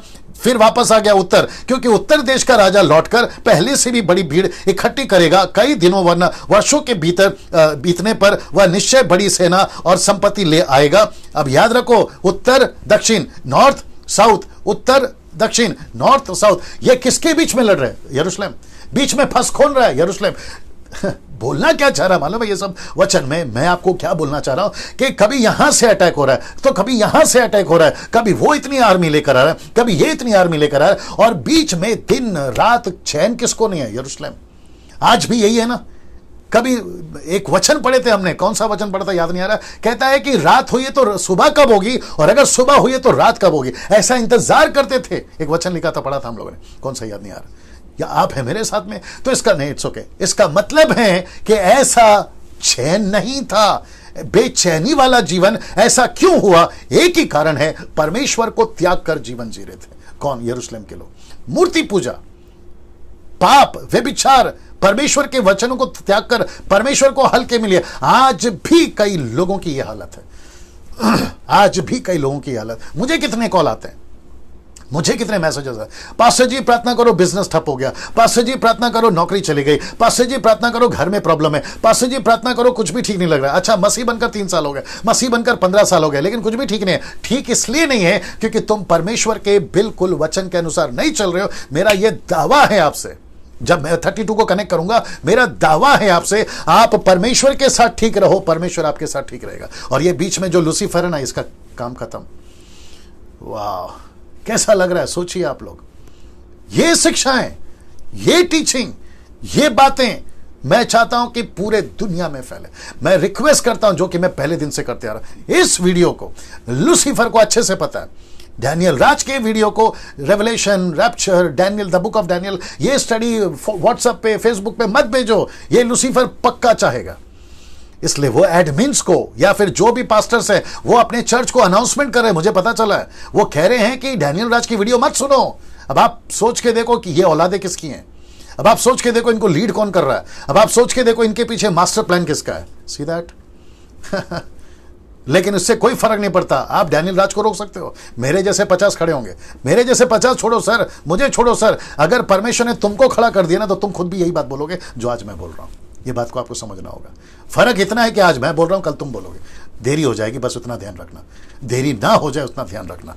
वचन 14 कहता है, उन दिनों में बहुत से लोग दक्षिण, वापस आ गया दक्षिण, उन दिनों में बहुत से दक्षिण देश के राजा के विरुद्ध उठेंगे, वरना तेरे लोगों में से भी उपद्रव लोग उठ खड़े होंगे, जिससे इस दर्शन की बातें पूरी हो जाएंगी, परंतु वे ठोकर खाकर गिरेंगे। इसका मतलब है परमेश्वर ये सब क्यों करवा रहा है? कभी उत्तर, कभी दक्षिण, कभी साउथ, कभी नॉर्थ, ये चल क्या रहा है? और बीच में पिसरा कौन है? यरूशलेम। कभी सीरिया, कभी इजिप्ट, कभी इजिप्ट तो कभी सीरिया, बीच में मुसीबत में कौन आ रहा है? यरूशलेम। क्यों? एक ही कारण है, परमेश्वर को त्याग दिया। Can you believe this? वाह, मेरे दिमाग में बहुत कुछ चल रहा है, लेकिन वक्त को ध्यान रहे। वचन 15, तब उत्तर देश का राजा आकर किला बांधेगा और दुड नगर ले लेगा, और दक्षिण देश के ना तो प्रधान खड़े रहेंगे और ना बड़े वीर, क्योंकि किसी के खड़े रहने का बल ना रहेगा। तो इसका मतलब क्या मालूम है? इसको देखो, सिलैकस जो नॉर्थ है एंड टोलोमी जो टोलोमी साउथ है, ये जो है 5 से लेकर 15 तक, यहां पर जो है इनका अभी फिलहाल जिक्र नहीं होगा, 40 पद तक में नहीं होगा। अब यहां से पद 16, मैं पद 16 स्क्रिप्चर वर्ष 16 जो है शुरू कर रहा हूं, तो यहां पे ये खत्म होते हैं, लेकिन पद 40 में ये वापस आएंगे। आइए देखते हैं यहां पर क्या लिखा है, क्योंकि मैं वर्ष बाय वर्ष जा रहा हूं और ये बहुत पावरफुल है, मैंने आपको पहले कहा था। वचन 16 देखिए क्या लिखा है, तब जो भी उनके विरुद्ध आएगा वह अपनी इच्छा पूरी करेगा, वह हाथ से सत्यानाश लिए हुए शिरोमणि देश में भी खड़ा होगा, उसका सामना करने वाला कोई नहीं होगा। ये कौन है? ये कौन है? आपको याद होगा अगर थोड़ा सा, कि नबूकदनेस्सर ने एक स्टैचू देखा था, तो सर क्या था? सोने का। डैनियल ने चैप्टर 2 में दर्शन देखा था, सबसे पहला लायन। आप याद आ गया कौन है ये? मैं आपको अभी बता देता, माफ करें, ड्रैगन, नॉट लायन, ड्रैगन। और डैनियल ने जो स्टैचू देखा था लास्ट में, लोहा, नॉट सर, लोहा। ये कौन है? मैं कनेक्ट करने जा रहा हूं। ये है पेगन रोम। ओ, एक साथ नहीं आया, आ गया।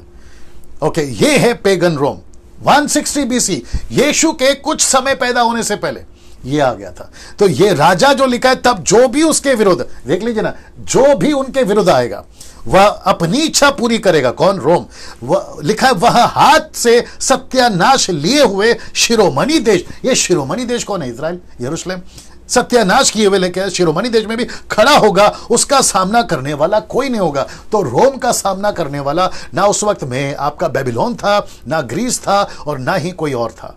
ये राज करने लगा था, मैं आपको बता चुका हूं ना। ये राजा जिसका नाम है लीगेट सी पोपोलियस, जो कि 168 BC में आया था।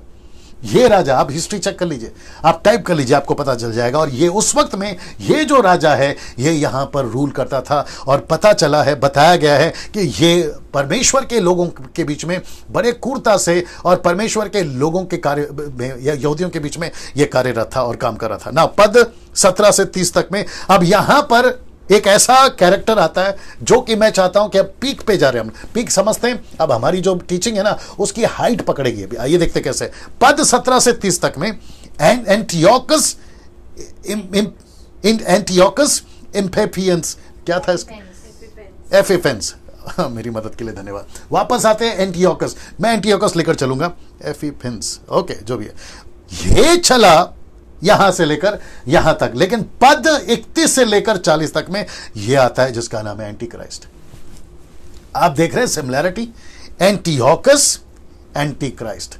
रिपीट कर दूं, एंटियोकस एंटी क्राइस्ट। तो एंटियोकस चलता है यहां से लेकर यहां तक, एंटी क्राइस्ट चलता है यहां से लेकर यहां तक। अब बाकी के जो 5 है यानी कि 5 वचन, वो तो मजेदार है ही, मेरे साथ में बने रहे, बिल्कुल भी अपने जो फोन है या ऑफलाइन नहीं जाना। वचन 17 माफ करें, लिखा है कि तब उत्तर देश का राजा अपने राज्य, अब देखिए डायरेक्शन वही चल रहा है, उत्तर का मतलब है डायरेक्शन वही चल रहा है, बात मैं कनेक्ट करूंगा उत्तर से भी। तब उत्तर देश का राजा अपने राज्य के पूर्व बल समेत कई सीधे लोगों के संग लिए हुए आने लगेगा, अपनी इच्छा के अनुसार काम किया करेगा। वह दक्षिण देश के राजा को एक स्त्री इसलिए देगा कि उसका राज्य बिगड़ जाए, परंतु वह स्थिर ना रहेगी, ना उस राजा की होगी। ना कनेक्ट करते चला जाऊंगा बीच में, मेरे साथ में बने रहे। तब वह द्वीपों की ओर से मुंह करके बहुतों को ले लेगा, परंतु एक सेनापति उसके अहंकार को मिटाएगा, वरना उसके अहंकार के अनुकूल उसे बदला देगा। वचन 19, तब वह अपने देश के गढ़ों को और मुंह फेरेगा, वह ठोकर खाकर गिरेगा, कहीं उसका पता ना रहेगा। अब ये कौन है, मैं कनेक्ट करने जा रहा हूं। यह है जूलियस कैसर, यह है जूलियस कैसर। पद 17 से लेकर 19 तक में यह है जूलियस कैसर, जो कि 60 BC में आया था। ये इसकी हिस्ट्री ये बताती है, ये सबकी प्रोफेसी दानियल कर चुका है। Can you believe this? इन सबका चर्चा दानियल बता चुका है। ये बीच में आया था ना। अब इसको देखे, मैं एंटियोक्स से इसको जोड़ रहा हूं। एंटियोक्स आएगा अभी, देखिए। तब उसके स्थान में कोई ऐसा उठेगा जो शिरोमणि राज्य, जिसका मतलब है यरूशलेम, शिरोमणि राज्य अंधेर करने वालों को घुमाएगा, परंतु थोड़े दिन बीतने पर वह क्रोध या युद्ध के बिना ही नाश हो जाएगा। मतलब इसका युद्ध नहीं होगा, लड़ाई नहीं होगा, लेकिन यह नाश हो जाएगा। यह कौन है, मैं रखने जा रहा हूं, आप तैयार हैं? यह है अगस्तस। यह है अगस्तस। इसका जिक्र बाइबल में है, मैं आपको बताता हूं कहां पर। लूका की किताब उसका 2:1 में वो लिखा है कि उन दिनों में अगस्तुस कैसर के ओर से आज्ञा निकली कि सारे जगत के लोगों के नाम लिखे जाए, क्योंकि टैक्स कलेक्ट करना था। ये यहां एंट्री मारता है। और आप सभी को पता है कि लूक, अब जरा ध्यान से सुनो, राहुल आर्या और जाकिर नायक और उसको फॉलो करने वाले, ये कहते हैं कि इनकी बाइबल चेंज हो गई है, ये कहते हैं कि इनका बाइबल करप्ट हो गया, ये कहते हैं कि सब क्या कहते हैं ना, झूठ है, यीशु क्रूस पे नहीं मरा। जाकिर नायक, यार तुम तो कमाल के आदमी हो, तुम कहते हो कि यीशु मसीह क्रूस पे नहीं मरा। तुम्हारी एक वीडियो देखी थी मैंने, तुम उसमें कह रहे थे कि यीशु मसीह को क्रूस पे मारा नहीं गया। कहां से लाते हो यार तुम ये स्टडी, कहां से ढूंढते हो? पूरी दुनिया, इतिहास गवाह है, आपकी हिस्ट्री पड़ी हुई है। तुम एक अकेले बीच में आकर खड़े होकर यह बोलने लगते हो कि यीशु मसीह क्रूस पे नहीं मरा। अगर यीशु मसीह क्रूस पे नहीं मरा तो अगस्तस ने ही ऑर्डर दिया था रोम में बैठकर, पायलट और हेरोदेस के टाइम पे, कि यीशु को क्रूस पे चढ़ा। तो फिर यह आदमी पागल था क्या तुम्हारे हिसाब से? कहां से लाते हो यार तुम ये स्टडी? और देखिए, जो उसको फॉलो करते हैं ना, और साथ ही साथ जो हम मसीह के लोग, क्राइस्ट फॉलोवर, ऐसी कोई वीडियो देखते हो और आप लोग भी हिल जाते हो। क्यों हिलते हो? आपका विश्वास, आपका स्टडी इतना कमजोर है, और जीसस क्राइस्ट, इन चिल्लरों को सुन के तुम्हारी स्टडी हिल जाती है। इनकी औकात क्या है भाई? ये लोग हैं क्या चीज, और वो भी परमेश्वर के सामने, और ये कहते हैं कि यीशु क्रूस पे नहीं चढ़ा। इससे घटिया बात और क्या हो सकती है बताइए? कहते हैं यीशु मसीह क्रूस पे नहीं चढ़ा, क्रूसिफिकेशन का डेफिनेशन दे रहे हैं। हद होती है यार। कहां से लाते हो तुम ये स्टडी, कहां से लाते हो ये कॉन्टेक्स्ट, कहां से लाते हो ये थियरी? कोई मैच नहीं करता तुम्हारी बातों को। और जब ऐसी कोई वीडियो मेरे पास पहुंचती है, मेरे को तो हंसी छूटती है तुम्हारे क्या कहते हैं उसके स्टडी के ऊपर। इतनी बकवास करते हो यार तुम, जाकिर नाइक या तुम्हारे जैसे लोग।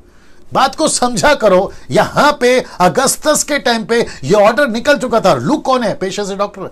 तो लूक कहता है चैप्टर 1 वर्स 1 to 3 तक में, वो कहता है मैंने यीशु की घटना जो तुम्हारे बीच में घटी है बारीकी से स्टडी कर कर लिखा है। लूक बोलता है तो क्या वो पागल था?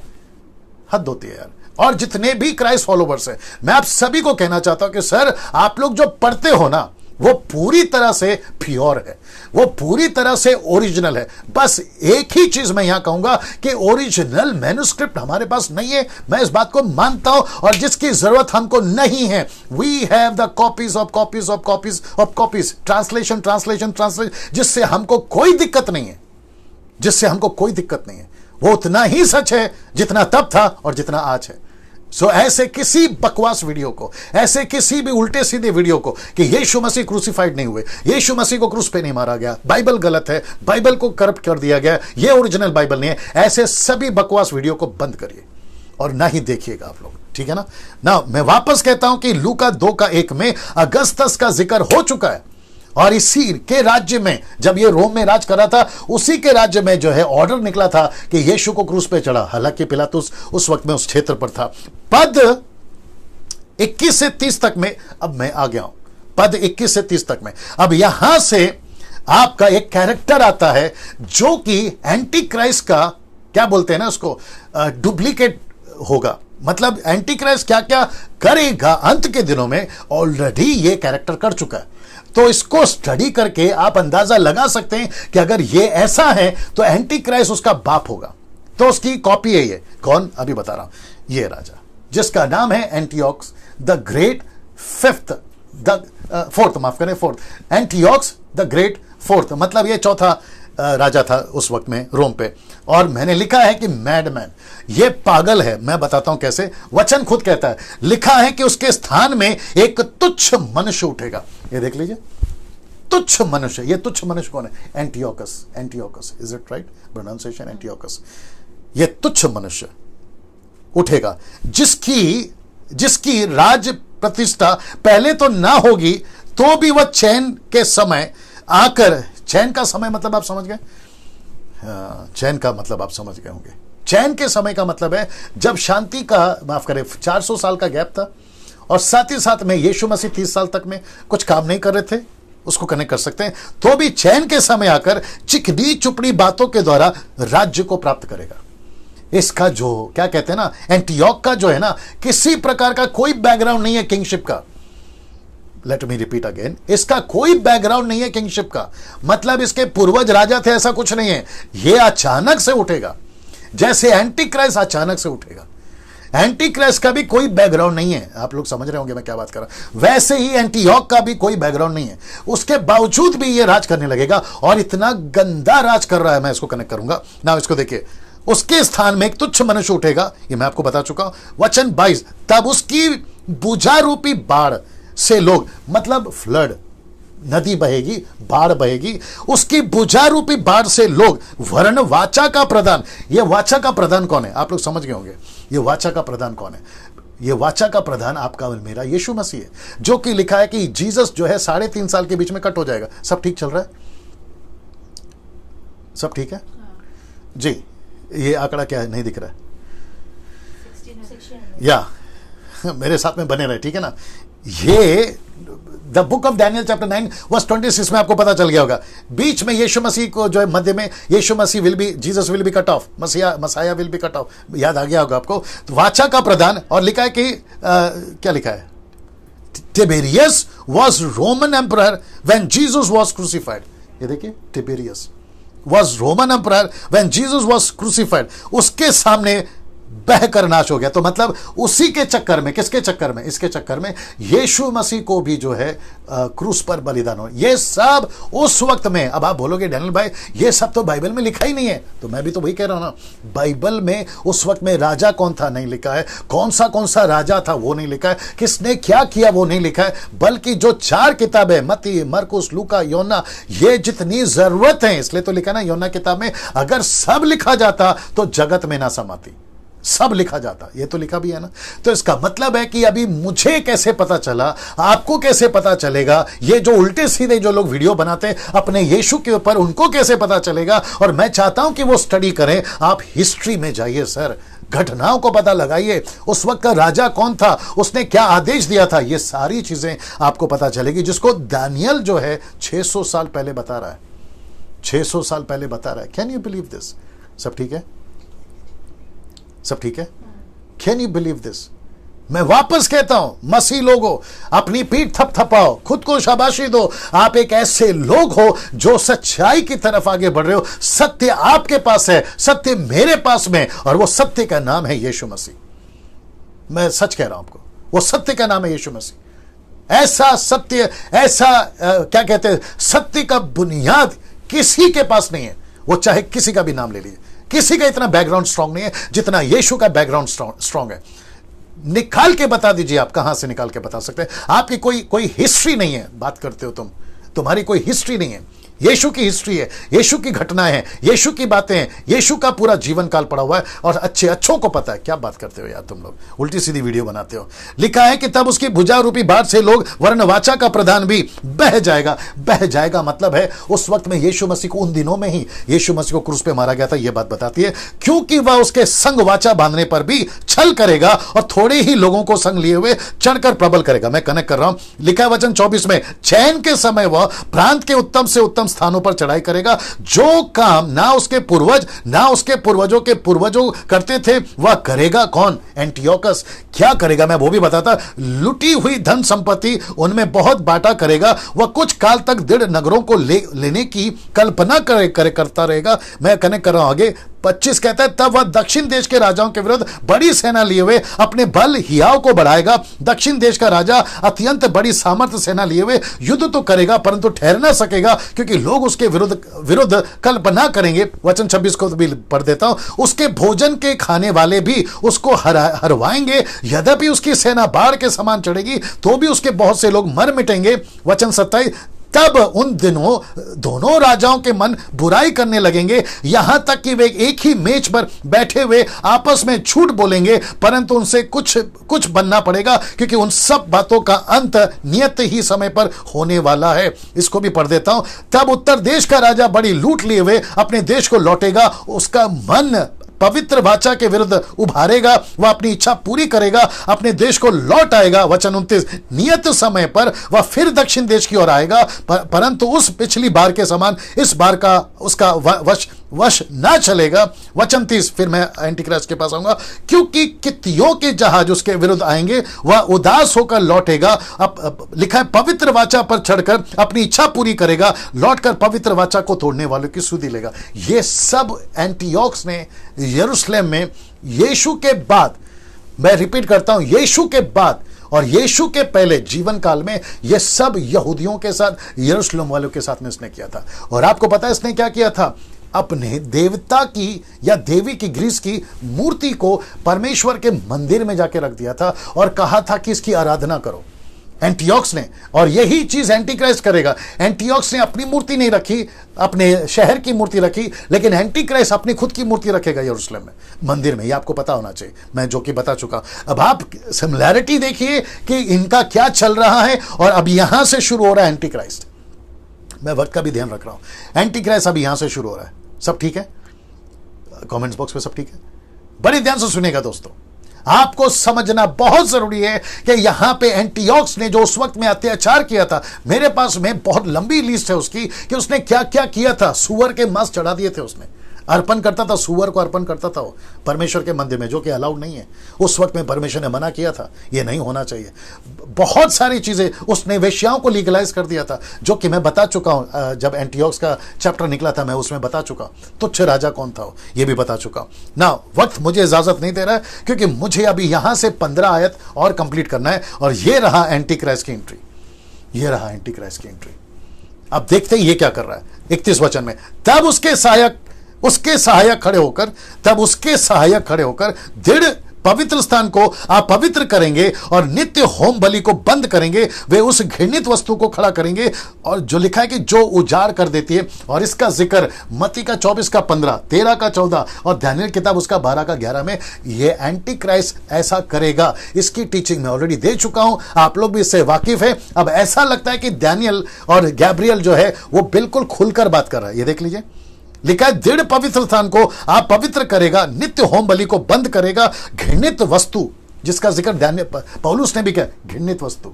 ये कौन है? Anti Christ. आप लोग इस बात से वाकिफ है ना। इसको देखिए दोस्तों, वचन 32, जो लोग दुष्ट होकर उस वाचा को तोड़ेंगे उनको वह चिकनी चुपड़ी बातें कहकर भक्तिहीन कर देगा। ये चिकनी चुपड़ी बातें कहकर जो दुष्ट होकर उस वाचा को तोड़ देंगे। मैं इसको कनेक्ट करने जा रहा हूं, लेकिन फिलहाल इसको देखिए। परंतु जो लोग अपने परमेश्वर का ध्यान रखेंगे वे हियाव बांधकर बड़े काम करेंगे। वो हियाव बांधकर बड़े काम करें। आपको याद होगा, मैंने कहा था ना अभी थोड़ी देर पहले, मैं जब 32 में आऊंगा तो मैं आपको कनेक्ट करूंगा। आपको पता है ये क्या चीज है? ऊपर लिखा है दुष्ट बहकर, दुष्ट होकर, जो लोग दुष्ट होकर उस वाचा को तोड़ेंगे। मतलब ये ऐसे लोग हैं, उस वक्त में एंटियोक्स के टाइम पे ऐसे यहूदी थे, वो होते तो यहूदी थे लेकिन मूर्ति पूजक थे। आज एंटी क्राइस्ट के टाइम पे भी क्रिश्चियन से मेरा मतलब है क्राइस्ट फॉलोअर, मसीह होकर भी संसारिक होंगे। बाप रे, वापस आना पड़ेगा। एंटियोक्स के टाइम पे यहूदी थे लेकिन मूर्ति पूजक थे। एंटी क्राइस्ट के टाइम पे यीशु के लोग हैं लेकिन अविश्वासी और संसारिक लोग हैं। सीधा सिमिलैरिटी। और ऐसे लोगों को यह अपनी चिकनी चुपड़ी बातों से फंसाएगा। लेकिन वचन यह भी कहता है परंतु जो लोग अपने परमेश्वर का ज्ञान रखेंगे। यह क्या है? परमेश्वर का ज्ञान, परमेश्वर के वचन का ज्ञान, परमेश्वर क्या चाहता है उसका ज्ञान, परमेश्वर को क्या पसंद है उसका ज्ञान। जो ऐसा ज्ञान रखेंगे वे हियाव बांधकर बड़े काम करेंगे। मैं कनेक्ट कर रहा हूं इसको, यह बहुत पावरफुल है। आज बाइबल स्टडी क्यों दे रहा हूं मैं? यही वजह है। आप बाइबल स्टडी क्यों ले रहे हैं? यही वजह है। एंटी क्राइस्ट से बचोगे, वो नहीं बच पाए एंटियोक से, आप बच पाओगे अगर ज्ञान रहेगा। मैंने कल भी कहा था, परसों कहा था, किसी ने कहा कि यहूदी यीशु जीसस क्राइस्ट को नहीं पहचान सके और वो फेल हो गए। आज हम मसीह लोग एंटी क्राइस्ट को नहीं पहचान पाएंगे, हम फेल हो जाएंगे। रिपीट कर दूं, यहूदी लोग जीसस क्राइस्ट को नहीं पहचान पाए, फेल हो गए। आज हम मसीह लोग अगर एंटी क्राइस्ट को नहीं पहचान पाए, हम फेल हो जाएंगे। और लिखा है कि जिसके पास में ज्ञान है, जो ज्ञान रखेगा वो बचेगा। तो मैं पूछना चाहता हूं कि डैनियल राज की वीडियो कुछ पास्टर लोग कहते हैं कि अपलोड मत करो फेसबुक पे, यूट्यूब पे, हमारे को फॉरवर्ड मत करो। सीधे ये रोक रहा है शैतान। कुछ लोग कहते हैं प्रेज गॉड के फेसबुक पे मुझे इतने लोग देखते हैं और उसका श्रेय सारा महिमा केवल प्रभु को। यूट्यूब पे मेरे सब्सक्राइबर्स लोग मुझे देखते हैं, उसका भी सारा महिमा प्रभु को। मैं आपको बताऊं क्यों? क्योंकि उनको पता चला है ऐसी वाली बातें, इसलिए वो देखते हैं। लेकिन मैं चाहता हूं कि ऐसी शिक्षाएं, मैं अपने आप को बड़ा नहीं बोल रहा हूं, बात को समझिए, मेरा कॉन्सेप्ट क्या है, मेरी विचारधारा क्या है। ऐसी बातें लोगों तक पहुंचे, लोग मजबूत हों। आज कचरा बहुत चल रहा है सब सोशल मीडिया पे, मसीह के लोग ही कचरा बहुत खिला रहे हैं। वही 5 रोटी 2 मछली, लाजर का जिंदा होना, फिर गोलियत का मरना, वही चल रहा है। परमेश्वर पैसा दे रहा है, परमेश्वर आशीष दे रहा है, आपका घर जो है भर जाएगा, आपको बिजनेस आ जाएगा, यही चल रहा है साहब। तेल पानी रुमाल कपड़ा, यही चल रहा है। ये कहां है? Where is this? ये कहां है? मेरे दिमाग में बहुत कुछ चल रहा है, क्या करूं समझ में नहीं आ रहा, वक्त कम पड़ रहा है।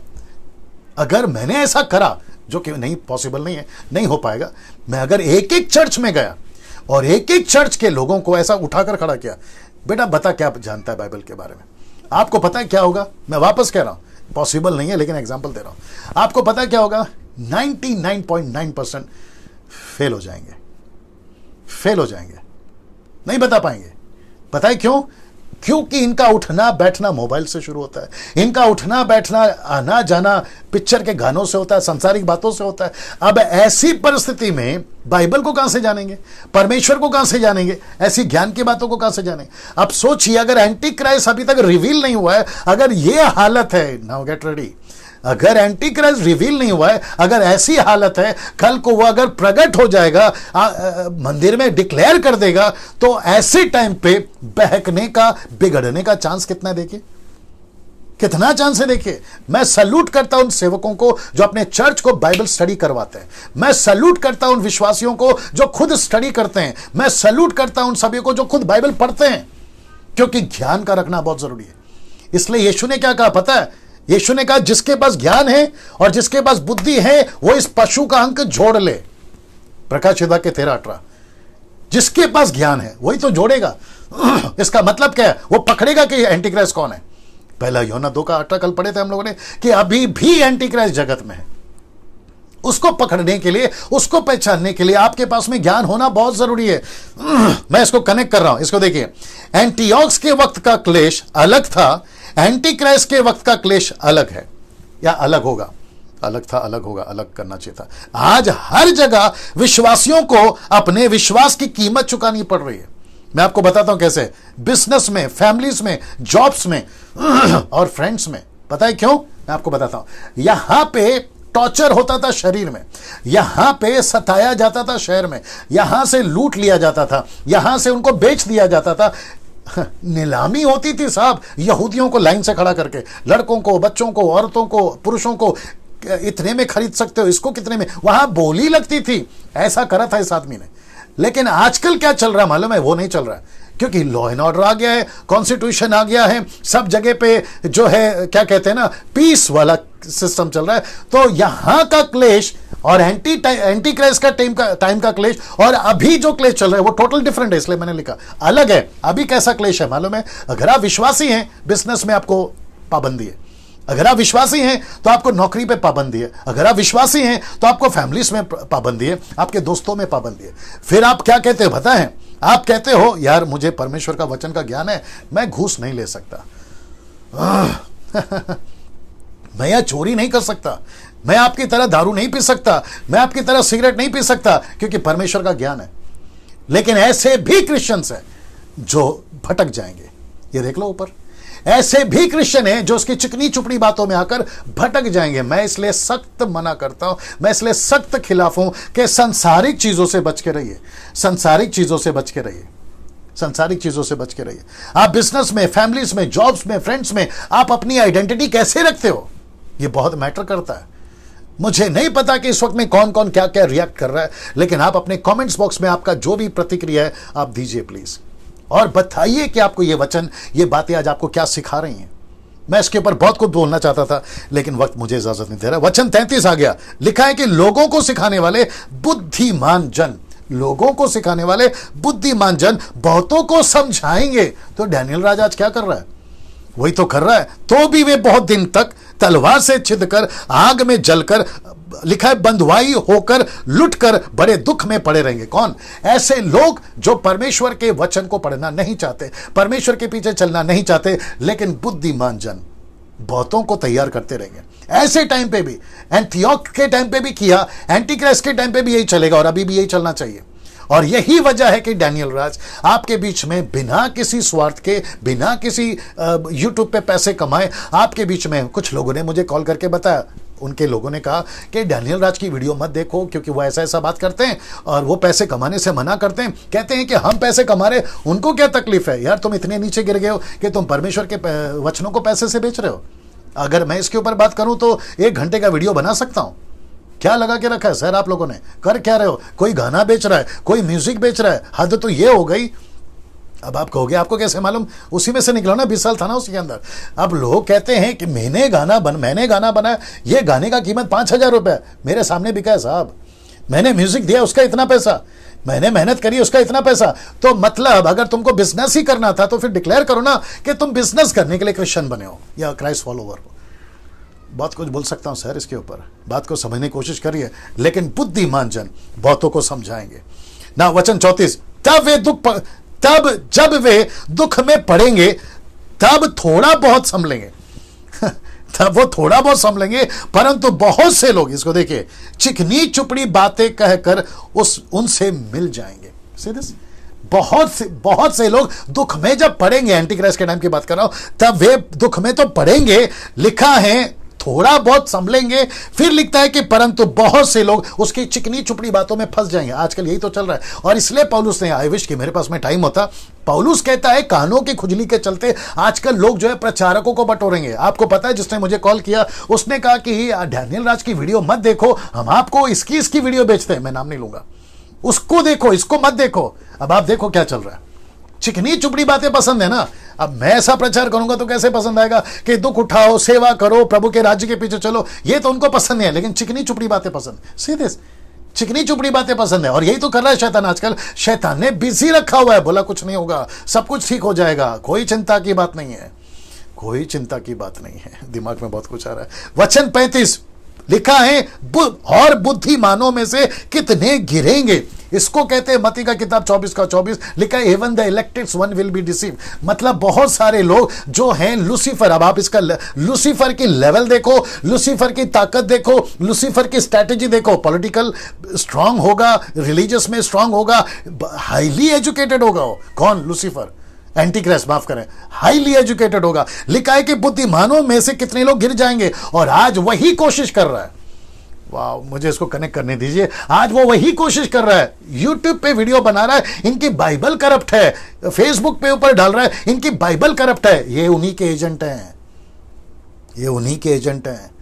और जब अगर ज्ञान में मजबूत नहीं है, बाइबल स्टडी में मजबूत नहीं है, फाउंडेशन अगर मजबूत नहीं है, तो फिर हम भी गिरेंगे ना भैया।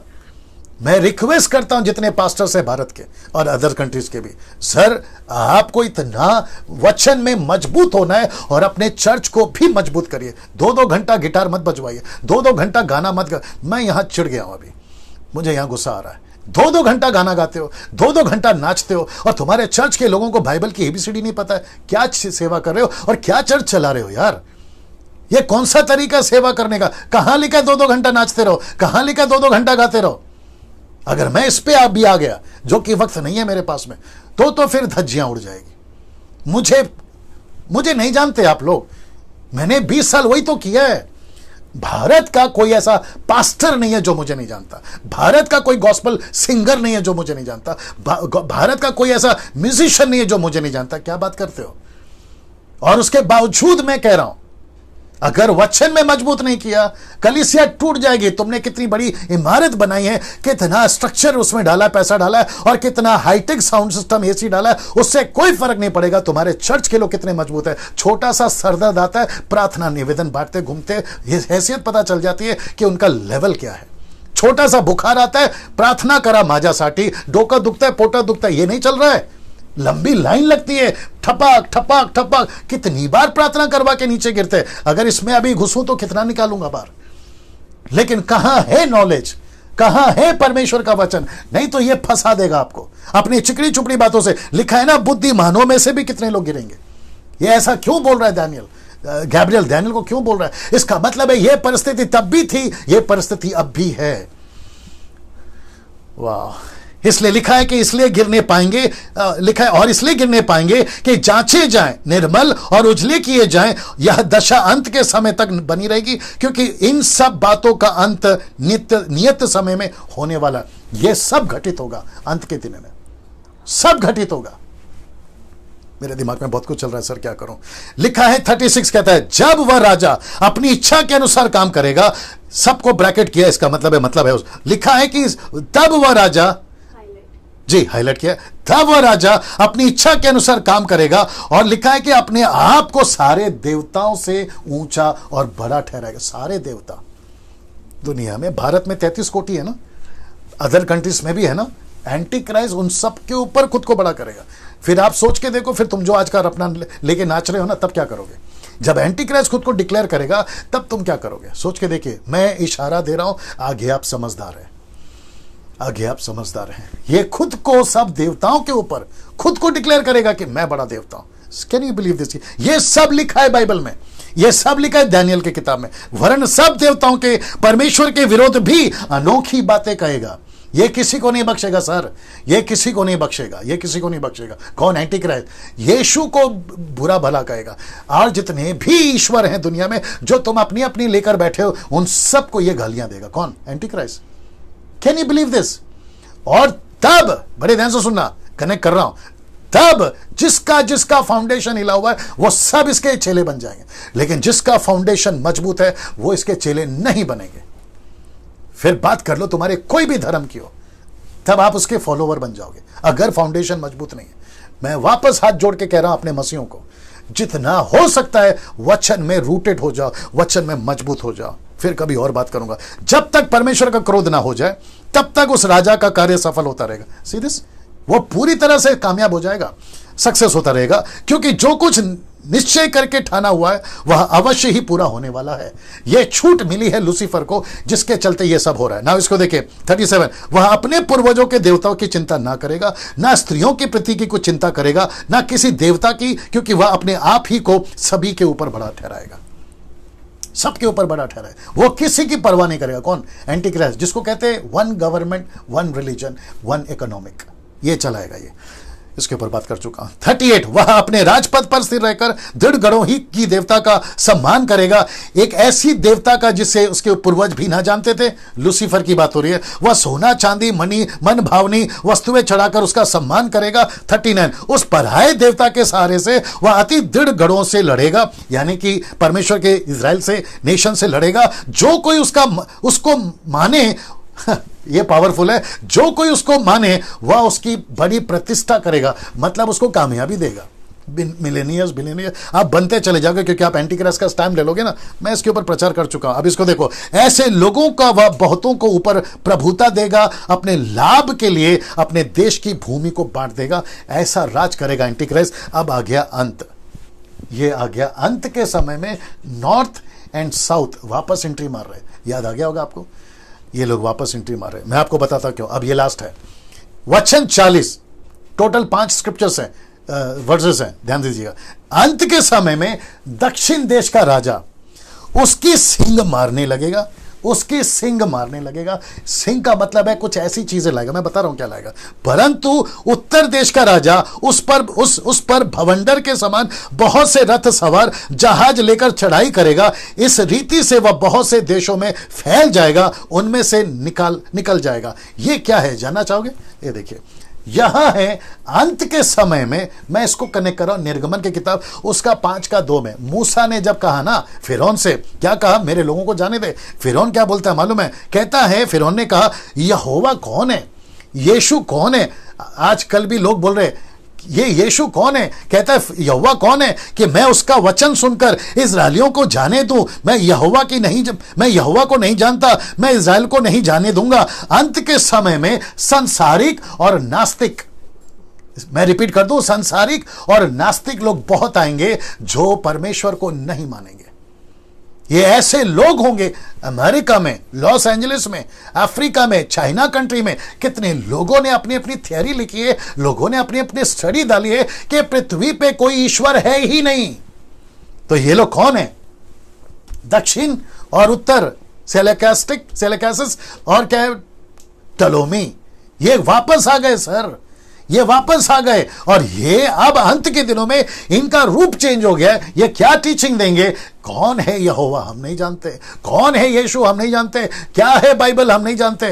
बड़े ध्यान से सुनना, अभी तो सब ठीक चल रहा है, 4 धर्म लेके चल रहे, हिंदू मुस्लिम सिख ईसाई, ये लेके चल रहे हैं। भारत के कॉन्स्टिट्यूशन में बाइबल है, अब बहुत सारे स्कूल कॉलेजेस में बाइबल सिखाया जा रहा है।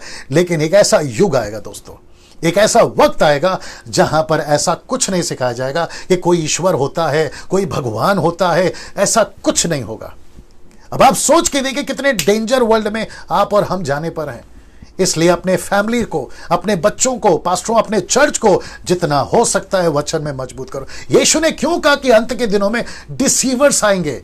उसकी वजह यही तो है। यीशु ने क्यों कहा गला फाड़ फाड़ के कि सावधान रहो, सावधान रहो? यही तो वजह है। क्या कनेक्ट करना चाह रहे थे आज हमको पता चल रहा है। नास्तिक लोग उठेंगे, बाप रे, और एक बोलना पड़ेगा।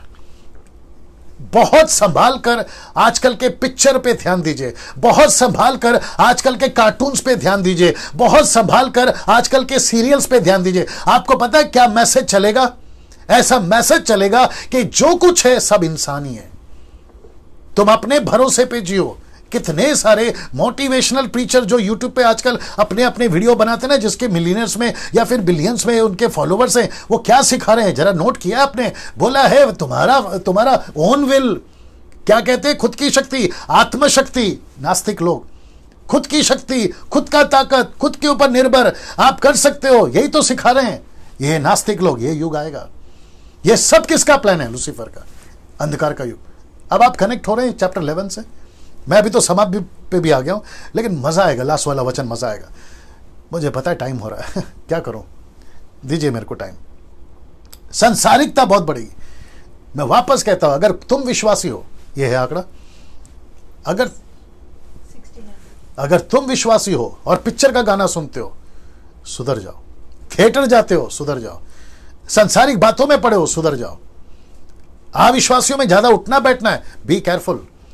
आपके लोगों के साथ में क्या बातें करते हो, कौन सी वीडियो देखते हो यूट्यूब पे, you have to be very careful. ये सब लूसीफर का प्लान है, आपको कैसे भी करके आपको कमजोर करना। और जिस दिन ढांचा कमजोर हो जाएगा ना चर्च का, कोलैप्स, खत्म, पूरी तरह से गिर जाएगा ना। 41 वह शिरोमणि देश, यानी कि मॉडर्न चर्च। शिरोमणि देश मतलब मॉडर्न चर्च, आज की बात हो रही है। मॉडर्न चर्च में भी आएगा और बहुत से देश उजड़ जाएंगे, परंतु अदोमी, मोआबी, मुख्य अमोनी आदि जातियों के देश उसके हाथ से बच जाएंगे। इसका मतलब है उसका टारगेट कौन होगा? Modern church. लूसीफर का टारगेट कौन है? Church. Lucifer, Jesus Christ, Lucifer को किसी से तकलीफ नहीं है, ना मस्जिद से, ना मंदिर से, ना स्कूल से, ना हॉस्पिटल से, ना किसी प्रकार के कॉलेज से, ना किसी प्रकार के इंस्टीट्यूशन से। उसको अगर तकलीफ है सिर्फ चर्च से, मंदिर से, खुदा के लोगों से। वाह, उसको सिर्फ हमसे तकलीफ है लूसीफर को। जी ये सच है। वचन 42 वह लिखा है, कई देशों पर हाथ बढ़ाएगा, मिस्र देश भी ना बचेगा।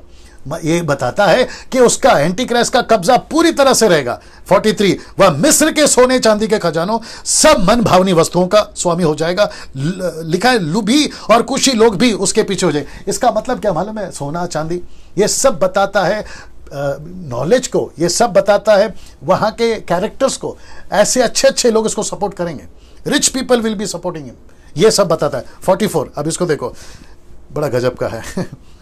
उसी समय वह पूरब और उत्तर दिशाओं से, अब मैंने इसको ब्रैकेट किया है, अंडरलाइन किया है, जो भी बोलो हाईलाइट किया है, बहुत केयरफुली ध्यान समझना। उसी समय वह पूरब, उसी समय उत्तर दिशा से समाचार सुनकर घबराएगा। यह क्या है दोस्तों? मेरे साथ बने रहो, बहुत गजब की चीज दे रहा हूं। ये क्या है? समाचार सुनकर घबराएगा। कौन घबराएगा? Anti Christ. कौन सा सुसमाचार? जो पूरब से आएगा, उत्तर से आएगा। ये क्या है? कनेक्ट करो, मजा आएगा आपको। और लिखता है कि बड़े क्रोध में आकर बहुतों का सत्यानाश करने के लिए निकलेगा। तो कौन सा सुसमाचार सुना है? मैं कनेक्ट करने जा रहा हूं। आप लोग तैयार हैं? वहां है मत्ती 24 का 27। फिर मैं इसको कनेक्ट करूंगा बाद में। पहला करता हूं, ये लिखा है, क्योंकि जैसे बिजली, अब आप लोग समझ गए होंगे, क्योंकि जैसे बिजली पूरब से निकलकर पश्चिम तक चमकती जाती है, वैसे ही मनुष्य के पुत्र का भी आना होगा। इसका मतलब है कि एंटी क्राइस्ट को तकलीफ हो जाएगी जब पूरब से, उत्तर दिशाओं से एक ऐसा न्यूज मिलेगा कि यीशु मसीह पृथ्वी पर आ रहा है। वाह, सी दिस? ये डैनियल को गैब्रियल बता रहा है यीशु के बारे में। अब आप सोचिए, हम मसीह लोग, बाइबल वाले लोग, यीशु वाले लोग कितने सही तरीके से सही ट्रैक पे हैं। मैं यही तो बताने की कोशिश कर रहा हूं ना। आपको पता है ये इसका ठीक अपोजिट ये क्या है, वो भी बता देता हूं। ये देखिए, लिखा है कि यशायाह की किताब उसका 14 का 13 में, ये लूसीफर है। कहता है कि तू मन में कहता तो था, लूसीफर कहता था, मैं स्वर्ग पर चढ़ूंगा, मैं अपने सिंहासन के को ईश्वर के तारागण से अधिक ऊंचा करूंगा, और मैं उत्तर दिशा, सेलेकस, उत्तर दिशा यानी कि आपका इजिप्ट, माफ करें सीरिया, वहां से दिशा की छोर पर सभा के पर्वत पर विराजूंगा। लूसीफर उत्तर से आ रहा है, यीशु मसीह पूरब से। जैसे बिजली एक कोने से चमकती है, वैसे जैसे उसको न्यूज मिला एंटी क्राइस्ट की हालत खराब। कितना गजब का है और कितना अद्भुत है, आपको यह बात समझ में आ रही है? सीरियस ना दोस्तों? या ये देख लीजिए, सेलेकस या नॉर्थ से उत्तर। नाउ ये रहा आखिरी वचन, फिर मैं उसके बाद समाप्त करने वाला हूं। 45 कहता है वह दोनों समुद्रों, ये यहां पे प्लूरल है, सिंगुलर नहीं है। ये दो समंदर क्यों? और समंदर किसको बताता है? इंसानों को। समंदर किसको बताता है? भीड़ को। तो इसका मतलब क्या है? लिखा है वह दोनों समंदरों के बीच, ये देख लीजिए, बीच पवित्र शिरोमणि पर्वत के पास, यानी कि चर्च के पास, जो कि ये वचन कहता है कि यीशु मसीह का पर्वत यीशु मसीह की कलीसिया। तो लूसीफर अपना किंगडम, देखो, अपना राज्य के तंबू खड़ा करेगा, तो संसार और चर्च के बीच में एंटी क्राइस्ट राज करेगा। बाप रे बाप रे, वापस बोल देता हूं, उसका राज्य, एंटी क्राइस्ट का किंगडम और जीसस क्राइस्ट का किंगडम यानी कि चर्च, दोनों के बीच में एंटी क्राइस्ट राज करेगा। ये देखो, दोनों समंदरों के बीच में। वाह, क्या अद्भुत है। इसका मतलब है कि चर्च को आज 1 जॉन चैप्टर 2 वर्स 18 के अनुसार अभी भी एंटी क्राइस्ट दुनिया में। तो आप सोच के देखिए, बड़े ध्यान से सुनना, सोच के देखिए, हम उसके किंगडम में हैं, एंटी क्राइस्ट के, साथ ही साथ हम यीशु के किंगडम में भी है। तो उसका भी राज्य दुनिया में है, चर्च भी दुनिया में, और हम बीच में उसके साथ हैं। तो कितना केयरफुल रहना। वाह, कितना केयरफुल रहना दोस्तों। अगर केयरफुल नहीं रहे, वो कहता है इतना करने पर भी उसका अंत हो जाएगा, कोई उसका सहायता ना करेगा ना। इसको देखिए, ये वचन को देख लीजिए, रेवलेशन 13:17, मैं फिर उसके बाद समाप्त कर रहा हूं, कि उसको छोड़ जिस पर छाप, अर्थात उस पशु का नाम या उसके अंक का नाम का अंक हो, अन्य कोई लेन देन नहीं कर सकेगा। इसका मतलब है वो ऐसा राज करेगा। आई विश मैं और बोल पाता, साथ ही साथ टाइम को भी ध्यान देना है। क्या चल रहा है कमेंट्स में, क्या चल रहा है? ठीक है सर। मतलब बात करो, रुको, ऐसा कुछ है? हाँ, मतलब कंटिन्यू करो। ओके, कब बोलेंगे आप लोग? थैंक यू दोस्तों। वाह, मुझे प्लीज, कल लास्ट है, देखते देखते 12 दिन बीत जाएगा, कल 12वां दिन है और गजब का चैप्टर है कल भी। आप लोग को वापस आना, बट मैं कुछ दिखा रहा हूं आपको उसके पहले, ठीक है ना? कल एक व्यक्ति की एंट्री है दोस्तों, मैं बताऊंगा उसकी एंट्री कौन है वो यहां रखूंगा मैं आपको, ठीक है ना? बट मैं फिर रिक्वेस्ट करता हूं, इसको जितना हो सकता है शेयर करिए, जितना पहुंचा सकता है पहुंचाए। बकायदा कॉल करके उनको पूछो, डैनियल राज की वीडियो देखी? वापस कह रहा हूं, डैनियल राज पैसे नहीं कमा रहा है, उसके वजह से नहीं बोल रहा है। Please try to understand that. मेरा मकसद है कि लोग ये सत्य को जाने, मेरी मनसा को समझिए, इंटेंशन को समझिए। उनको कॉल करके पूछिए, मैं वापस इस पे आऊंगा। बीच में रखा है उसने। अब आप सोच के देखो कि चर्च को कितना संभालना है। इसलिए बार बार कह रहा हूं, मजाक नहीं है मिनिस्ट्री, मजाक नहीं है मसीह जीवन, खेलकूद नहीं है मसीह जीवन। We have to be very careful. Now दोस्तों, ये रहा जो कल एंट्री मारेगा, दानियल किताब 12:1, मैं कल से शुरू करूंगा। लिखा है कि उसी समय, इंग्लिश में लिखा है एट दैट टाइम, मतलब कब? इस समय, ये वाला टाइम पे। कौन सा टाइम? ये वाला टाइम पे। तो इसके बीच में एंट्री कौन मार रहा है? माइकल स्वर्गदूत एंट्री मारकर क्या कहता है मालूम है? मिखाइल नामक बड़ा प्रधान, जो तेरे जाति भाइयों का पक्ष करने को खड़ा रहता है, वो उठेगा। वाह, इसका मतलब क्या पता है? जब एंटी क्राइस्ट, आज की बात कर रहा हूं और तब की भी बात कर रहा हूं, अगर एंटी क्राइस्ट का राज्य बढ़ रहा होगा तो ये उठेगा। वो क्या बोलेगा पता है? पास्टर्स मत डरो, मैं साथ में हूं। डैनियल राज मत डरो, मैं साथ में हूं। See this, at that time, जब सताव बढ़ेगा पृथ्वी पे, महाराष्ट्र में, मुझे पता है कि कुछ मसीहों को सताया जा रहा है भारत में, लेकिन आपके लिए मैसेज है, माइकल आपके साथ है। माइकल का मतलब है परमेश्वर आपके साथ है। आप समझने की कोशिश करिए, ठीक है ना? परमेश्वर हमेशा हमारे साथ है। ये माइकल को भेजा, कहता है कि जब पृथ्वी पे सताव होगा, ये आदमी आ जाएगा। तो लूसीफर की इतनी ताकत नहीं है, एंटी क्राइस्ट की इतनी ताकत नहीं है। सच्चे मसीहों की बात कर रहा हूं, ये सबका साथ नहीं देगा, सिर्फ सच्चे मसीहों का साथ देगा। ऐसे लोगों का साथ देगा जो परमेश्वर के वचन में बिल्कुल मजबूती से के साथ में चलते हैं। दोगले जीवन वाले नहीं, ढोंगी जीवन वाले नहीं, हिपोक्रेट्स वाले नहीं, पापी और संसारिक नहीं, ऐसे लोगों के साथ ये साथ नहीं देगा। मैं सच्चे मसीहों की बात कर रहा हूं। ये आकर खड़ा हो जाएगा और कहेगा कि बिल्कुल मजबूती से रहो, मैं हूं साथ में, मैं हूं साथ में, मैं हूं साथ में। मैं यहां से कल कंटिन्यू करूंगा दोस्तों। आशा करता हूं कि 11th चैप्टर आपने सीखा है।